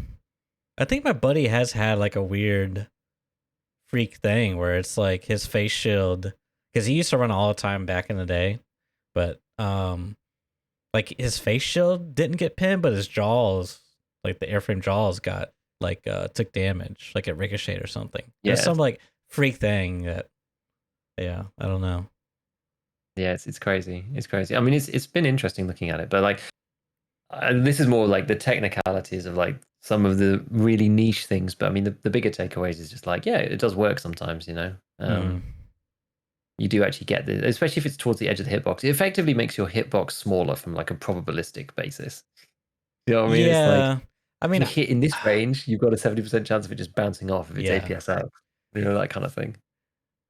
I mean, for me, it's just like, why not run it? Yeah. I mean, it's just like, it's just like, if it 9 times out of 10 does nothing, okay, but the 1 out of 10, it saves your life potentially. Like, I don't know. It's just kind of like, yeah, whether it's economic or not, I'm not sure. Yeah, that's the thing. It's like probably not economic. Probably not, but at some point you start to value just like your survival rate over your actual, like whether the choice is economic or not. It's just like, I just want to die less. Yeah, I mean, it's like screw the money. Economic is like, I don't know, and like my buddy who just started playing, he was telling you about that, like level 15. He literally plays with like 70,000 rubles in his stash. And I was trying to tell him, like, dude, do a scav run. Like, go in a factory, just go in and out. You just get free, it's like, and like that's kind of how I played early. It was like you don't really have any money, but you just use all the stuff you can. Now it's like much more about, like, all my money now is dedicated to thick cases. Like, I got 3. I'm working on a 4th one passively, but it's just kind of like, how much they cost these days? Like 10? Depends what you do. I do the moonshine barter. Which, like, what does that cost roughly? About 12 mil. Yes, I could look it up. If I had to guess. Okay. Maybe 9 mil. It depends, right? Do you craft do you craft everything? Because you could technically craft everything, which I was trying to do, but then my stash got out of hand. I was like, I really need another thick case, so I just bought it. Bought the rest. That's actually one of the biggest problems with the whole thick with the moonshine one. I remember when I first did it last wipe, I did one of those, and I was like, oh yeah, this will be fine. And then I just completely screwed it up and like totally underestimated the amount of space you needed. I ended up with like 3 holodilnics because I couldn't hold everything. I was like, I oh have no. 4. Crazy. But Oh anyways, but god. it's I don't know. It's just like the other part too is like you can insurance fraud your helmet and take theirs out. I don't know. Why does It's it like say? why, why don't people run Oh, um how do I say this? It's like the class 5 armor thing, right? Like it's probably going to save, it has like a 50% roll to save you against BP, which 25% of players are going to be using in your raids, probably maybe 20. yeah. I don't know. It's just something to roll the dice with, I guess. If you can afford to do it. But it's not like a big difference maker. Like even Yeah. running Altons and stuff, like doesn't really feel like you're getting, like I'm giving up my ability to hear you for like a 50-50 against a BP headshot. Like it's not really anything crazy, but it is what it is. Yeah, it's definitely an interesting one. We actually had a funny chat about that with someone came in and reminded me that there was going to be like heavy and light armor skills at some point. They're saying I can't wait to get the heavy armor skills. I'm just going to be rolling heavy armor the whole time. Yeah. And I was almost thinking, man, I might be quite excited to do. It depends on what it is, but it might be quite excited to do a lightweight one because that's much more the way I play. Dodging and diving, ducking and weaving, hiding behind stuff, doing a big flank, that kind of thing. So if I could get extra endurance, stamina, sprint speed, whatever it is, having light armor, I think I'd probably do that. It's just kind of the way I play. It'd be kind of cool, I think, to have that. Yeah, that'd be really cool as well. Yeah, it's good. Apparently about 15 mil right now is the thick cases, but it's the peak hours. Like now is not the time to be doing it if you want to be buying stuff. It's funny how the prices fluctuate through the day. It really is. When I come on in the morning and I'd like go through my wish list thing on the flea market, I'm just like one of them, one of these, one of those, one of those. Yeah, Because like vodka's like 19,800 and just like buying all these things, a couple of flash drives for later. It's crazy. This game, dude. I bought like a crap ton of Salewas because they were like under 20k. Because usually, like a lot of times, I find they're like 25k. So now I have like 50 plus Salewas in my stash, just sitting there waiting to be used up. I think I get that question pretty much every stream. I get people being like, "Why car kit? Yeah. Why car kit?" Like every single time, just like, "Why car kit?" I'm just like, "Why not? Why not car kit?" Like why not Why not hemostat? Why not hemostat? Because every like you know how I run, right? Like you come into my stream enough times. Like I run double cat tourniquet, car kit, and that's how I run my gear like every time. And the thing is, Tarzan rig? Question mark? Yeah, Tarzan rig, like because at the moment I've actually hardly been using the Tarzan rig because I've been using this Tasmanian Tiger SK yeah, so that's often. True. Yeah. But goodbye, Tarzan. Tarzan. Like, yeah, usually it's just like Tarzan plus like Gazelle or something. Right. And yeah, like the thing, I never run out of meds, dude. Like I never run out of meds. I'm always dead by the time that I need them. You know what I mean? Like if I needed more, I've already died. Like I'm never alive long enough. And then if I do win, they're gonna have some. They got this whole Salewa probably just sat in their rig. Probably, yeah. Yeah. You know, and like I do keep an IFAK in my secure container, but even without that, if I've got that's good. You have a backup. Yeah, you got the like med case. Got the med case, got Propiton in there, got an ETG, got an adrenaline in there or something. It was actually I had like one crazy fight around dorms and I got completely screwed up and I was just like ETG, Propitol, adrenaline, and all the bars were just all the health. So People are like, "Oh my god, my man's gonna have a heart attack." I was like, "It'll be fine. They haven't implemented that yet. It's all right." I'm just like round the corner in the bushes, just like injecting like a madman, trying to get my health back. Oh my god, that's freaking crazy, man. My buddy's crazy going for Kappa, right? I'm like, dude, why are you going for Kappa? Like, it doesn't, like, you already have like a bajillion rubles. He's like, well, I could put another stim case in there. It's like carry more stems. Like, Okay, well, I guess you got a point. Well, so at the beginning of the raid, you can just be like, right, well, I need to have an SJ6 and a mule so I can carry all the stuff like right from the start. So I got a Probatol to counteract that, and then I'm gonna just like stack all the stuff. Actually, what was the Rengar did a video about stims? I was thinking about it because it was like SJ6 and the other one that gives you stamina regen or something. I can't Yeah, I remember think which it's one like it's called. The 3B. L1 maybe? Or was it 3 BTG? I'm One not of sure. those. There's like so many of them, and that's like it's kind of nuts because it gives you even more stamina. I don't think I can't remember. I think does the stamina regen not overlap? There's something that doesn't overlap with them and something that does. But anyway, basically you pretty much have like infinite stamina. It's crazy. One thing that kind of annoys me is I'm like 47 strength right now. And if I take Oh, yeah, I'll probably hit max strength this way based off my habits right now. But if how many I hit raids have you done?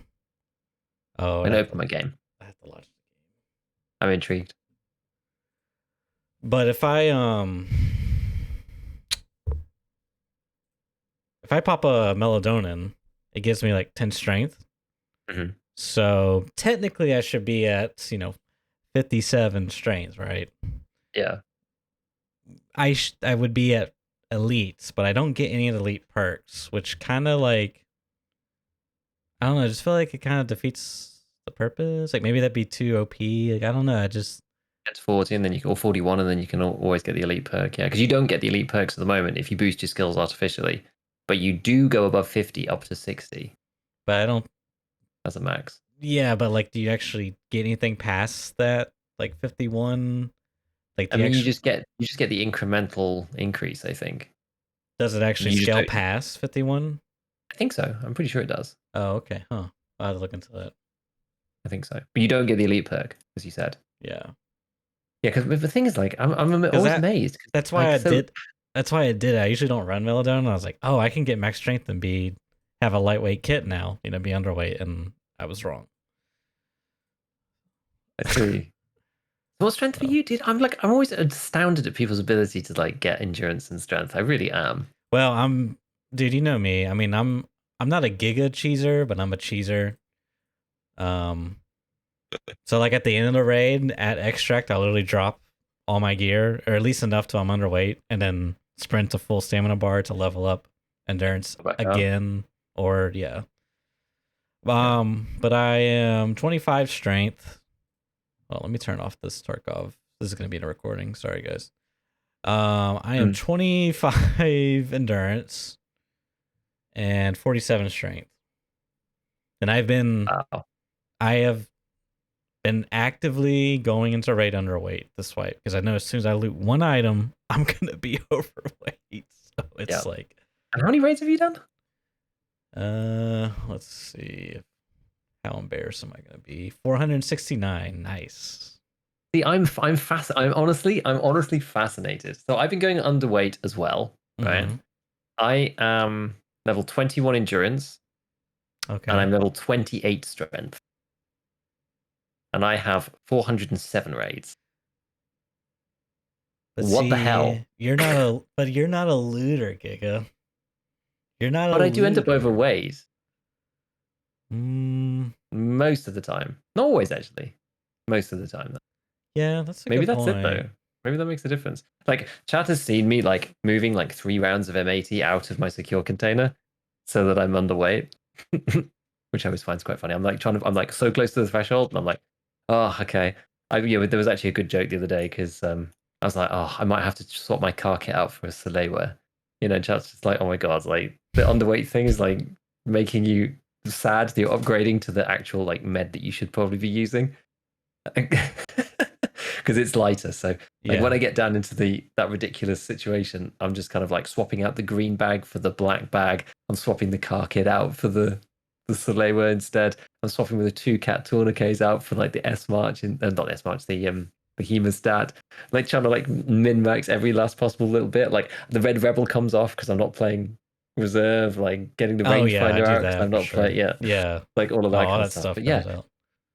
Dude, I don't know. Well, I was like, gonna say, I've been overweight a lot this wipe. Like, it's only recently that I've been able to be underweight more than not. But even still, it's just like Yeah, I'm like 28 strength. My strength has always been, and those two skills have always been notoriously underleveled.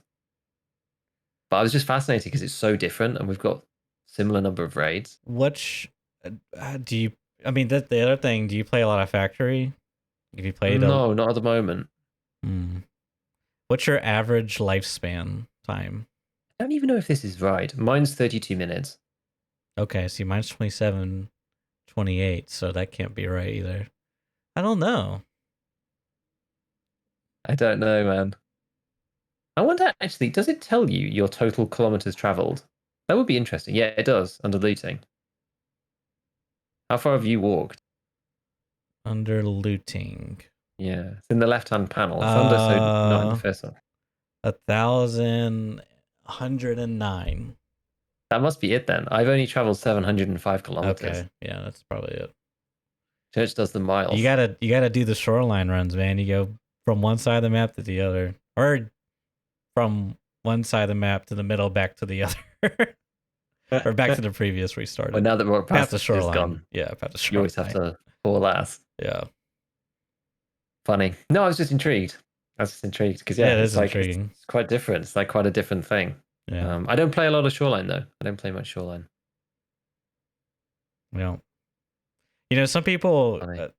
I was thinking about woods, and some people were saying on our last video, you know, we talked about like BS and Golnick a little bit. So people were saying, "Oh, BS is so easy to find. Just go woods." And I'm thinking, I might have said this to someone as a joke, but that means I have to go to woods and actually do the thing. But that's the difference. Is like, freaking, if I want 556A1, I just buy it from the trader. I don't have to actually like do anything.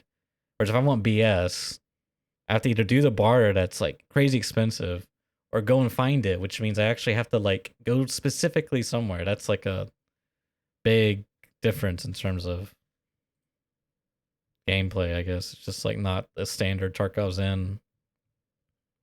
Yeah, exactly. That's the thing. It's like you're making the choice between going to find the actual item itself, right, which is almost always the incorrect choice, as opposed to going to find the items that are worth the most, selling them and buying the rounds from the trader.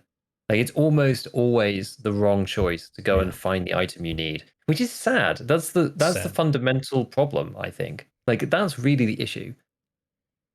But it's because you're not given any ability to actually do that really in a systematic way. Like, yeah, maybe with ammo you can find BS around, like, because I found some BS on woods around like attachment shack and stuff like that. It's like relatively common spawn around there. But outside of those sort of specific ones, there's like a couple of ones like that and some high loot spawns and that kind of thing. But for the most part, you're just rolling the RNG. Right. And it goes back to like the APSX we were talking about earlier. Is like, when you loot ammo boxes, you're looting the entire pool of ammo. So without having that, you know, sort of like smart system, if you will. I mean, you could have like an SMG ammo box or something to sort of like make these pockets a little smaller. But I mean, I don't know what the right answer to that is, but there's something you could do there. I'm sure of it. Indeed, I'm not sure. Changing tack completely, just for probably our like final broader topic. How have you found like the desync this wipe? Worse than normal, better than normal, about the same. Yeah. There's only been one incident recently where I was like, I don't know if that was desync or if that guy was just slow. Because like we were fighting outside of two-story dorms on customs, and we were on the backside, you know, where the tent is at per se. Okay. And they were like inside the building, and I was closer to like the metal stairs, and trying to think I don't know, like we were trying to fight them and it just wasn't working out great. One guy like jumped onto like the bathroom window, leaned out, shot at me, I shot at him, and then I naded and I went push, flashlight on, and I like cut the corner real close, and then I saw him and he was just like lean peeking, and like even my reaction was like kind of delayed because I was like, oh, he's actually there, and then I just like shot him and he died, and I was like, oh, he didn't shoot his gun, you know. It's just kind of like, it was a weird thing. I was it like stood out because I was like, was that desync? Was that like, the flashlight completely blinded him and he didn't know where, like, what happened? I don't know, but otherwise, I would actually. I mean, this is kind of a different topic, so I won't steer it. But I've seen a lot more cheaters this wipe than. I don't know if that's because I'm like playing more. I'm not sure how much that's affecting into it. I mean, I Are you feel like playing I'm. in like a particular way that bumps into them as well? No, Not it's really. just they're. It's just like I don't know, man. It's just a lot, like almost once a day, run to like a blatant How do you cheater. know like what's kind of the like, what makes you think that it's a cheater in the first place? So we spawn customs, right? We spawn up at power station. That's not a good description. The power lines that has like some of Oh the yeah. loot there. So my buddy runs up. He's doing shooterborn, so he runs up to like the rocks to look, and I hear SVD crack off like unsuppressed, and he dies instantly. He's like, "Well," I'm like, "Oh, okay, it's a cheater." And so I'm running all the way to dorms, and as I'm running all the way there, all I hear is SVD cracks going off. So I'm thinking this guy is like aimbotting, like just killing everything on the map, right? That's like all I'm thinking. And then I see on his screen, the def is like EOD account. It's like rockmom_TTV. I know that's not Rockmom because her name is like Lady Killa. Right. But I hear something VoIP in dorms, and then I like make it past 3-story to like the tent on the other side, and then I hear the SVD cracking off inside dorms. Like I don't know if this guy's like fly hacking or like flying over. Like I don't know, dude. But so that was like he shoots me through the tree, and because I had the wrist T and the big read it. I was doing another meme kit with like a Sega with flechettes, but anyways. So And he that killed was you. yeah, he killed me. I mean, I'm pretty sure he literally wiped the entire lobby in like less than a minute. That was like probably the most egregious thing I've seen. The other one was very odd. I've completely derailed your topic. I'm really No, sorry, that's fine. Giga. That's fine. It's okay. We were on Shoreline and he, we were like an admin and we were hearing this guy because you can hear like if you're in the admin, you can hear people on like second floor of east and west. Audio's so fucked, but anyways. So we hear someone. So one of my teammates that's in like west looks down Sky Bridge towards east, and he has a face shield on, but his face shield gets like destroyed. It's like, oh, it's a cheater, it's a cheater. And so me and my other buddy, we get this like dumb idea, like he can't kill both of us at the same time. I was really encouraging it, like let's go push him, like let's just do it. And dude, this is like some crazy stuff, right? So we go up, he's VoIPing. I swear all the cheaters VoIP. I don't know why, but he's like talking, like, hey guys, how you doing? Come up here. He's saying some weird stuff like that.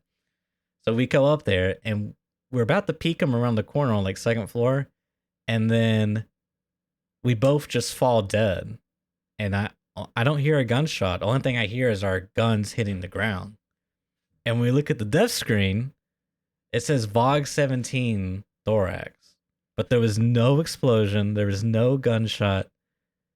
I don't know if he like spawned a VOG inside of our thorax. I don't know if it was like desync. Dude, it was some weird stuff, man. Yeah, but those have been like the two standout ones. It just feels like every day now there's one cheater, which is like not not it's slightly more than previous in my experience anyways, like blatant cheating. But maybe I just play in too much of a scrub way, like I just never see anybody, or maybe it's my servers or something. I'm not sure what it is, but maybe I'm just too dumb to realize it. I just like, I don't know, whatever, move on. I just don't think about it too much. But like, yeah, I mean, I mean, once a day for like 6+ hours. Like, yeah, I mean, the thing is, like, yeah, I feel like I'd notice if something was like super sus, like the stuff you've had. I just like I don't even see that. Like I get like randomly one tapped out of nowhere sometimes, but it's like, okay, it's Lighthouse. Like someone could be anywhere, so like whatever. Right. But that's the thing. It's like on Lighthouse. When you have multiple, because here's another one. We were on Lighthouse, right? God, kill me. I guess you're playing in squad too, so it makes it a lot more obvious when you're solo. 2 of our guys died instantly to the same guy, And one was in a building, one was outside of the chalet on top of a rocks. They both fell over to the same guy. It was like, dude, this guy's hacking. It was, it was a white name, sus, so we just ran and extracted. But there was no like, there was just no way. You know what I mean? Yeah. There was walls in between. Like, it was just impossible. But yeah, to your point, I do think definitely the having 2 to 3 to 5 people, you know. Yeah, it gives you like so many more points of reference because people are either still alive. Like it's either that's the thing, you're either still alive to figure out like what to do next and like see what's going on, Yeah. or you're all dead and then it's really obvious. So Yeah. you always get more information regardless. Exactly. Kind of interesting. Yeah. No, I don't know. Like as I said, I just like I either don't know or I don't see them at all. But no, I don't know. It's just funny. The desync thing for me is what I was kind of thinking about in the first place. And I've just been thinking about it a bit more because I feel that because I've been playing a bit more, I've been playing a bit more aggressively, and it's become more part of like my game to actually play in ways that are advantageous. Because I think I've become a lot more keenly aware of it just because I've been experiencing it more. Mm-hmm. Because how do I put this? Like usually, you know how I play, right? I'm like pretty chill and I play outside a lot, and so like desync doesn't really matter. Like if two people are stood in an open field, Yeah. desync doesn't matter at all, really, because the ways that desync manifests properly is around cover and things like that, because that's where Pika's advantage matters. Whereas if two people just like bump into each other in a field, outside of some kind of like ping latency stuff, like if I shoot you first on my screen and then that goes to the server says, okay, you shot them first. Like, yeah, you could shoot somebody simultaneously, but then your shot not register if it's really close. But other than that, like you won't get the same kind of like the stuff that like I've been seeing in dorms. There's one in the Ash 12 video, and like we broke it down on my stream a little bit where like I'm peeking Mm-hmm. and I pull back and then I'm shot. Yeah. You know, it's that asymmetric, those kinds of like asymmetric fights that I'm just like a lot more keenly aware of. And it's because I think I've been doing more dorms and some like being in more internal areas. I'm noticing it more because it's that thing of if you're not there at all, then you're not It's there on the server or yours. If someone's already peeking, you peek, the server needs to catch up, but you shoot them on your screen, and that goes to the server, and then they die before they even see you. And I was just like, let's just do this. I heard somebody running on interchange. I was in the back of Ollie, like right in the back corner. You know, there's a blocked set of stairs. Like if you came in through the front of Ollie and you went directly right past the offices, all the way down into the very far corner, there's like a weird cubby hole with like a sofa and a few random loot boxes and a set of stairs. I was in there and I heard somebody running, and I actually thought they were a lot closer than they were. Though I could hear them from ages away. It was quite surprising. So I sprinted, and they weren't around the next corner, and so I sprinted out into the main hall, and they'd slowed down a little bit, and I just came around the corner and just annihilated this guy with the MCX or the Scar. I think it was either the Scar or the MCX. I think it was the Scar actually. Um, and I said to chat at the time, I was just like, I don't think I even came up on that guy's screen. Like I'd be very surprised if he even saw me. Honestly, I literally just like swung out and killed him in like 2 bullets. And it just like I don't know. I think I just feel like I've been much more aware of that and about how to play around it, kind of thing. Like it's this weird situation where you don't. It doesn't prevent you from getting killed, right? Because if you peek and they're already stood there, and then you miss, like you will appear on their screen eventually. Or if two people are peeking, it kind of gives you that like first hit initiative. But if you miss, you're still peaked and have to unpeak, and that's got a delay on it too. So if they peek out, then they might see you. You know what I mean? It's like this weird kind of like uh ghosting thing. It's like really strange. I mean, I think you're overthinking a little bit. The only reason I say that is like there's within the system as a whole, there's going to be latency no matter what. Yeah. Right. Like you have your own individual hardware latency. The sending the packets to the server kind of like assembling everything and sending it back to everyone's clients. Like it's just kind of built in. So like yes, it is way more apparent in indoors, and I think it's just a psychological thing because you think I'm behind cover, therefore I should not be hit, and then you die, you fall over. Like, dude, yeah. Anyways, when you're outside, you don't have any cover, but in reality, you could very well be out of sync and died. He killed you sooner, even though you got to move 2 feet or 3 feet or whatever. You know what I mean? Does that make sense? I do. But like in that case, that's the thing. Inside it matters, whereas outside it doesn't. Because like whether you're 2 feet behind your position or 2 feet ahead, like they're still shooting at you on their client. It doesn't matter. Like it's only inside where it makes a difference. Where if neither of you are peeking, you don't see anybody. The first person to peek suddenly loses the advantage because if the other person peeks, they can then shoot them. So it's like kind of like you want to be the last person to peek. Yes. But Yeah, if you as peek far and as miss, like then like yeah, it's just like metagaming, yeah, yeah, I so see what like you're it kind saying. of matters inside. You know what I mean? It's like the first person to round the corner or whatever. Peeker's advantage.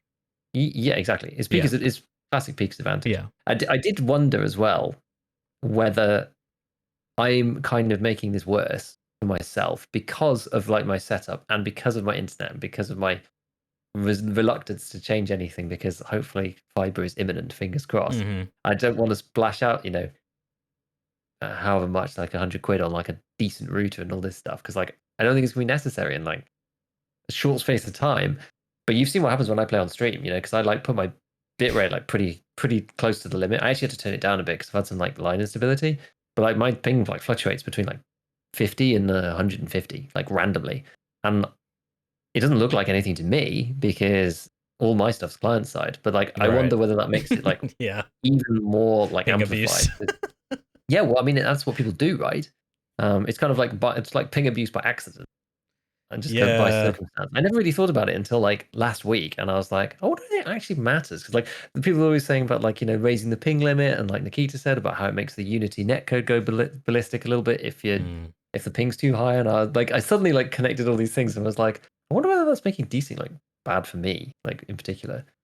I do wonder. I mean, I do there's like wonder. extremely rare clips I've seen, like Landmark. Like occasionally you'll see just some guy like, just like it's almost like rubber banding, but he's just like lagging so bad or something's like desync. But I don't know. I don't know if it's actually like an advantage or disadvantage, like having. Yeah, I I don't don't. really know. Yeah, I'd yeah. almost be interested to do some like Testing. co-op testing, like Yeah. while I'm streaming, and see what it Yeah. looks like. I mean, it'd be interesting, but it's still kind of hard to tell because you would. I think you need a third party. You can't. Well, Well, yeah, maybe sort of. No, but you kind of need your own individual perspective because of the client-side hit registration. You know what I mean? yeah. You need all three. Well, I shouldn't say you Maybe you need need all all three. three. I shouldn't say you need all three. Well, it actually comes But back to the kill cam thing we were talking about, right? You've got your perspective, you've got right. their perspective, and then you've got the server's perspective. Yeah. And the third-party observer is also behind the server, but they're receiving both of your information from the server when the Right. server Right. receives it. So they should get like a fair you'd hope, oh Sort of God, maybe this fair because sort of fair yeah. intermediary thing between the two where they can like see what the server sees, kind of, but obviously with another But delay. they could yeah, exactly. They could still get out of sync with the server and things not And whether the match up. server can send the two separate players out of sync to them, I'm not sure. I don't really know. You would expect that you would just see what the server sees. Yeah, it's well, n- you. I don't really know actually. How do I say it? It's I like feel like there's some fringe cases where it's screwed. I mean, you're getting their clients to the server to you, to your client. So Yeah. like, it's really just a matter of question is if you all experience desync at the same time, then it's probably the server. But if it's like one after the other, like let's say you peak and on your clients, or on the person you're peaking clients, they never showed up desync, right? So like you were out of sync with the server, or I guess he was out of sync with the server, whatever. But the person that's observing all of this, how does it look on his screen? Because like it. But what angle would you put him at? You'd have to put him at the guy peeking as well, or the guy getting peeked as well. That's probably what I would do. Now you But got two observers, one from each perspective of the Pico and the Peaky. Yeah. Not that it really So you got matter because 4 people. the peaker, no wait, the peaky is static. Anyways, I don't know. I don't really know. This stuff's really like far out there for me. I'd have to like really read some documentation on this type of stuff to really understand it. Don't know. I was just I was just musing about it really, and it was just because I killed that guy in like a very specific way around the corner. I was like, I wonder how long it actually is. Like, at what, like how long it would be before I actually appeared on his screen. Like, is it like 200 milliseconds? Is it like a second? I don't really know. I don't feel like we get the situations anymore like the notorious clips you see where like radically Yeah, different things is happening on people's screens. But I yeah. still think this delay is occurring, and it could be quite long. I mean, there is delay, but it's the problem is if the game is client authoritative, which I believe it is, if I'm not mistaken, it's Shots and stuff for hit registration, yeah. it's major advantage for peakers because Mm. if you're static and you're the guy peeking, right, and I shoot you in the head, and then you go around the corner, it doesn't matter because on my client, I shot you on the head. So now the server just got to catch up and send the kill to you. That's how you get those like Yeah. really bad feelings. If you don't do it like that, there's also a trade off, which is like you end up shooting the guy in the head a bunch, and then he doesn't take any damage because he moved and it hasn't. It's not. It's like damned if you do, damned if you don't type of scenario. I mean, you can mitigate this stuff, I think, but that's like my probably what I said there was inaccurate, but that's my like infantile understanding of it. I never think about it a bit more and see. I don't know. I guess like the thing is, if Yeah. it's a thing, then like practically what do you do, right? It's just like don't hold peaks, basically. Don't Some hold the peaks. someone said server authoritative is worse by far, and I'm like, yeah, I'm pretty sure that one is like. I played some games that's like, yeah, it's really bad. You just free to play Korean FPS's games back in the day. It's awful, dude. It's awful. Don't recommend it. Oh man, So what a world. quick. But yeah, Sorry, go ahead. all I was gonna say is still having fun. Okay. That's all I was gonna say. Yeah. Still good. Still good. What were you gonna say? Quick blurb. I found a filing cabinet on Shoreline in a room. So I was recording some footage for a video in a older version of Tarkov, let's just say, with some tools, let's just say, that allow you to spectate the map and get these cool cinematic shots. So I was getting all these like cool angles and shots on Pier. And me being the curious person I am, like, oh, I wonder what's down here, what's in here. And I was just flying around looking at the different stuff. And there's this little shack on Pier, all the way towards the back, like where the boats are at, that are on top of the pier. I don't know. I don't know what it's called. But there's this little shack. Okay, it's got like a tan roof to it. It's really tiny. And I flew in there and I was like, oh, there's filing cabinets. I wonder if you can loot them. So I put my PMC in there and I looted them. And I was like, oh my God, you can loot these. I got to test this in the most updated version on Tarkov and see if you can actually get in there. And there was a door and it says breach. So I tried it from the outside on both clients, if you will. And then I tried it on the older client on the inside to see if you could breach out, and you can't. I'm pretty positive there's not a key in there, but I wanted to see if I could get in there to loot the filing cabinet on the main branch, the live branch on Tarkov, because I wanted to know if it was still active as a filing cabinet, if it was an actual real filing cabinet. So I spent about an hour in offline mode trying to get in there. The problem is that there's these two windows on the side where the water's at, and there's a metal rail. And one window has blinds that are covering it, so you can't go through the blinds. That's out of question. The other one has blinds, but they're just like barely pulled down at the top. There's a little gap there. You could probably squeeze through, I was thinking. So I broke the glass, but the problem is your PMC is just slightly too thick to fit in between the building and the railings. With a double C. Yes, double C. Like you can get on top of the railings, but then you're too tall to get inside the window, right? I'm kind of want to make a video and post on Twitter because like the shenanigans you have to do. So eventually, I figured out you could like glitch yourself in between the railings and the building and like this tiny little gap, and like you do all this like wiggling stuff and these weird things, and then you get on top of one window and then you like float in between to the next window, and then like yeah, I'm there, I'm right there at the window with the blinds at the top.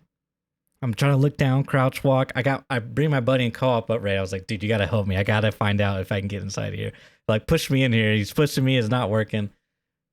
Eventually, I'm just like, dude, you actually can't get in here. I tried proning everything. You just can't. And then I leaned and I realized you could just, because the filing cabinet's like right there, but I'm like pressing F. I'm like free looking, trying to loot it. Won't let me loot it. But I leaned and you can actually lean through the blinds because the blinds were blocking me. And my head's inside the building, and I think how it works is if your like head or camera is inside the location, then you can actually loot and interact with the stuff, right? Because I couldn't loot the filing cabinet that was like 5 inches away from my face, but when I leaned, I could. So I was able to loot all filing cabinets, all 4 of them, and I can confirm they are working. Okay, but who decided to put them in there and forgot to unlock the door? I don't know. It's like, do they just have usual loot pool? Yeah, the exact same. They're all empty.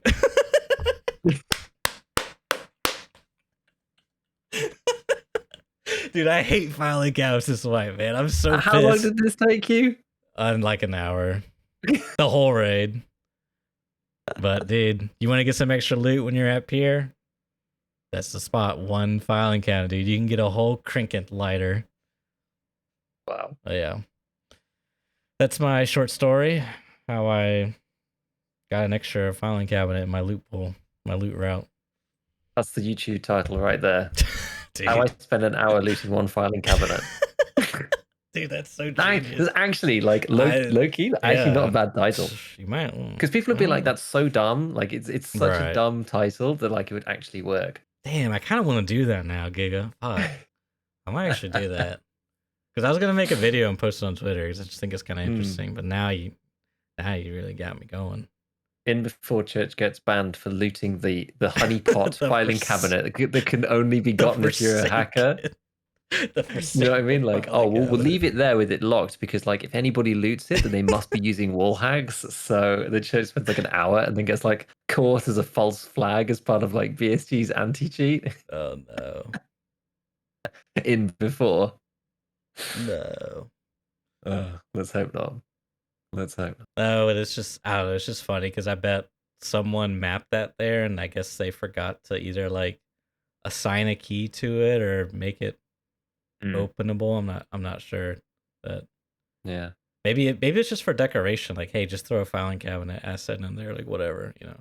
Who cares if it's like, or just exactly, or like it just like it looks like that by default. So, you know. Like all the filing cabinets spawn loots. They just like throw the asset in there just to make it look right through the window. Yeah. But like it just so happens to spawn. Funny. Yeah, I don't know. I guess like my final random anecdote. Did I talk about meeting the rogues on Lighthouse? I don't think I did actually properly. No. Earlier we were chatting about it. Just you and me. Yeah, it was just before, wasn't it? Yeah. So I mean, it's pretty quick to be honest. I was actually trying to kill. I was half-heartedly starting counteraction to try and kill bears on Lighthouse. Okay. Not easy. Have you done that? Well, I'm a bear, so I'm going to say no. Oh, yeah, because you have to. But do you have to kill Usex? There's an equivalent quest, isn't there? I think so, yeah. Yeah. A lot easier, I believe. Yeah, I think so as well. Yeah. So I was thinking like, okay, well, maybe we're going to go like, snipe some dudes or whatever. And I was also sort of like half-heartedly combining. We were just testing the water. Like I'd been doing a lot of rogue camp running anyway to get the other one done where you have to kill like 20 rogues. Easy job, I think it was. We'd like been there quite a lot. So I was like feeling a lot more confident.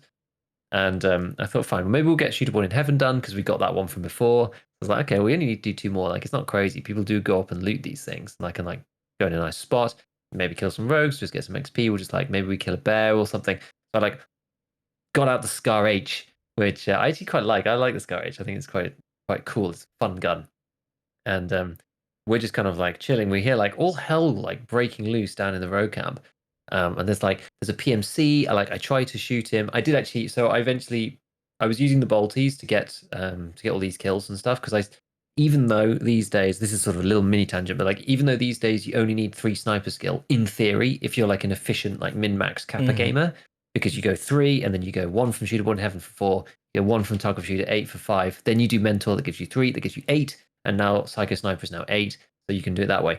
But that means that you need to do either target of shooter part 8 or shooter 1 in heaven to get it right. And I was like, I'm not doing those quests right now, so I just carried on using bolties, got to 4 normally, did mentor, and then now I can buy M61. So I went into raid with M61. Feels really good, by the way. Feels really good. I think because I'm just like so stingy with M80 and like bring M80 to Lighthouse and like killing birds. Why is this not working? Like forgetting that it's like 300 meters and they've got like 36 pen. Like I'm just not going through ULACs and stuff, that kind of thing. Anyway, there's like a dude. He's like in the corner of this PMC. He's like pinned down.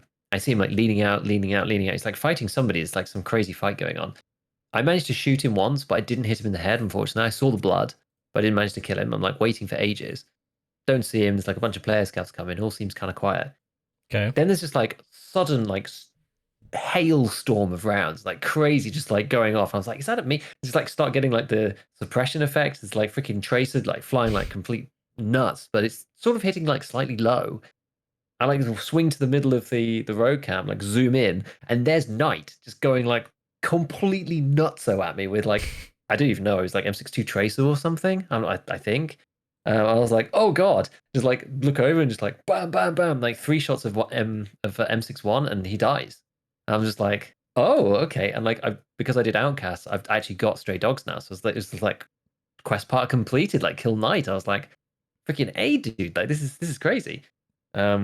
I mean, then long story short, like I just could not see the others. Could not see the other two. Like where I was up on the big mountain rocks area, and I was shooting down into Lighthouse like the usual way that you'd snipe. And he was on. So there's that river. That's not river. It's kind of like sort of sewage run in the middle. That kind of runs from the rocks across. Yeah, I think I know what you're talking It's about. like a bit of a water bit. It's like there's like a target. It's like a shooting range or something like in there, but it's all wet. It's like a little platform down Yes, behind like 2 yes, I know what sets you're of talking about. walls. It's like Yep. lower, yeah. He'd run from the right hand side over the metal stairs to the left to shoot me. So he was like on the stairs, dead on the left hand side, kind of in the middle. But I was like, where the hell are these other guys? Like, I don't see Big Pipe for a start. I don't see Bird Eye either. In theory, maybe the guy who I was fighting before could have killed Big Pipe. I don't know. I'm not entirely sure. Maybe that's what aggroed Knight out. Maybe that's why he ran out into the middle. I'm not really sure. Anyway, so I'm like, fine, we're just gonna have to go down. So I like run down the cliffs, like running into the road camp. As I'm coming down the last bit, like into the camp itself, I do kind of this like weaving, and there's like suddenly loads of shots. I do this like flying jump and end up behind a truck. So it's like, okay, well somebody's still there. I think it must have been Bird Eye. And I proceed to spend like the next 20 minutes just like crawling around the edge of one of the like water treatment things, just like peeking every angle. And I just never saw them again. So I was just like, well, I don't know where they are. If I just wander randomly any further, I'm just going to get shot. So I just like crossed the bridge, grabbed Knight's gear. I never thought I'd see his armor, honestly. I never thought I would see it this way. Grabbed the armor, looted it, sprinted out, and left with it all. Which was actually kind of cool. This is like my first like proper engagement with the rogue bosses. The first time I just got M61 through the chest twice. Yeah. But yeah, it was kind of cool. But yeah, I think it was just I think maybe the other guy might have killed Big Pipe and like it was just Bird Eye, but like the dude doesn't move, so I don't know what Who? you're supposed to do about that. Bird Bird Eye, Eye? he just doesn't move. Like you come into line of sight and Oh. he just cracks you. Yeah. Like you needed a nade or something. I didn't have any nades. It was like yeah, and then I ran out of water. That was the issue. That was the crux point. I had like 8 hydration left. And everyone was like, dude, you need to go. Like you can't stay here. Like, I didn't have any food or water on me. Does So I just Bird had Eye to leave, but even? take He the doesn't win and even leave. wear armor, does he? I don't think he does. I'm actually not sure. Let's go I look think at he his just has a loot. rig. I He don't. must do, surely. Or I has he got a don't. lot of health to compensate? I don't really like that he's silent. Oh, he has a Thor. Oh, does he? Okay. It's class 4. Apparently he can have it. Whether he has it all the time, I'm not sure. But like the wiki says, he's got a Thor and a load-bearing rig, supposedly. I've seen my buddies died twice now. I say buddies, yeah, buddies. To Bird Eye, because they'll kill the first two, and they'll go to loot, and then they'll die to Bird Eye running up to them from, but he's silent, so it's like I don't know. I don't really like that part, but yeah, it's really tough. It's really tough. I don't know. I never thought I'd kill any of them though, so at least I'm pleased with killing one. You know. Are you on the quest for it? I am. So we completed that piece, which is good. That's nice. So just the other 2 to go. Just the other 2 to go. Cool. Well, I think that brings us to a close, unless you got anything else. No, I think that's good. I think we've covered a real range of topics today. I feel good about this, actually. I feel good. We've covered a decent breadth. Yep. More to come, as always, next week. And until then, stay classy.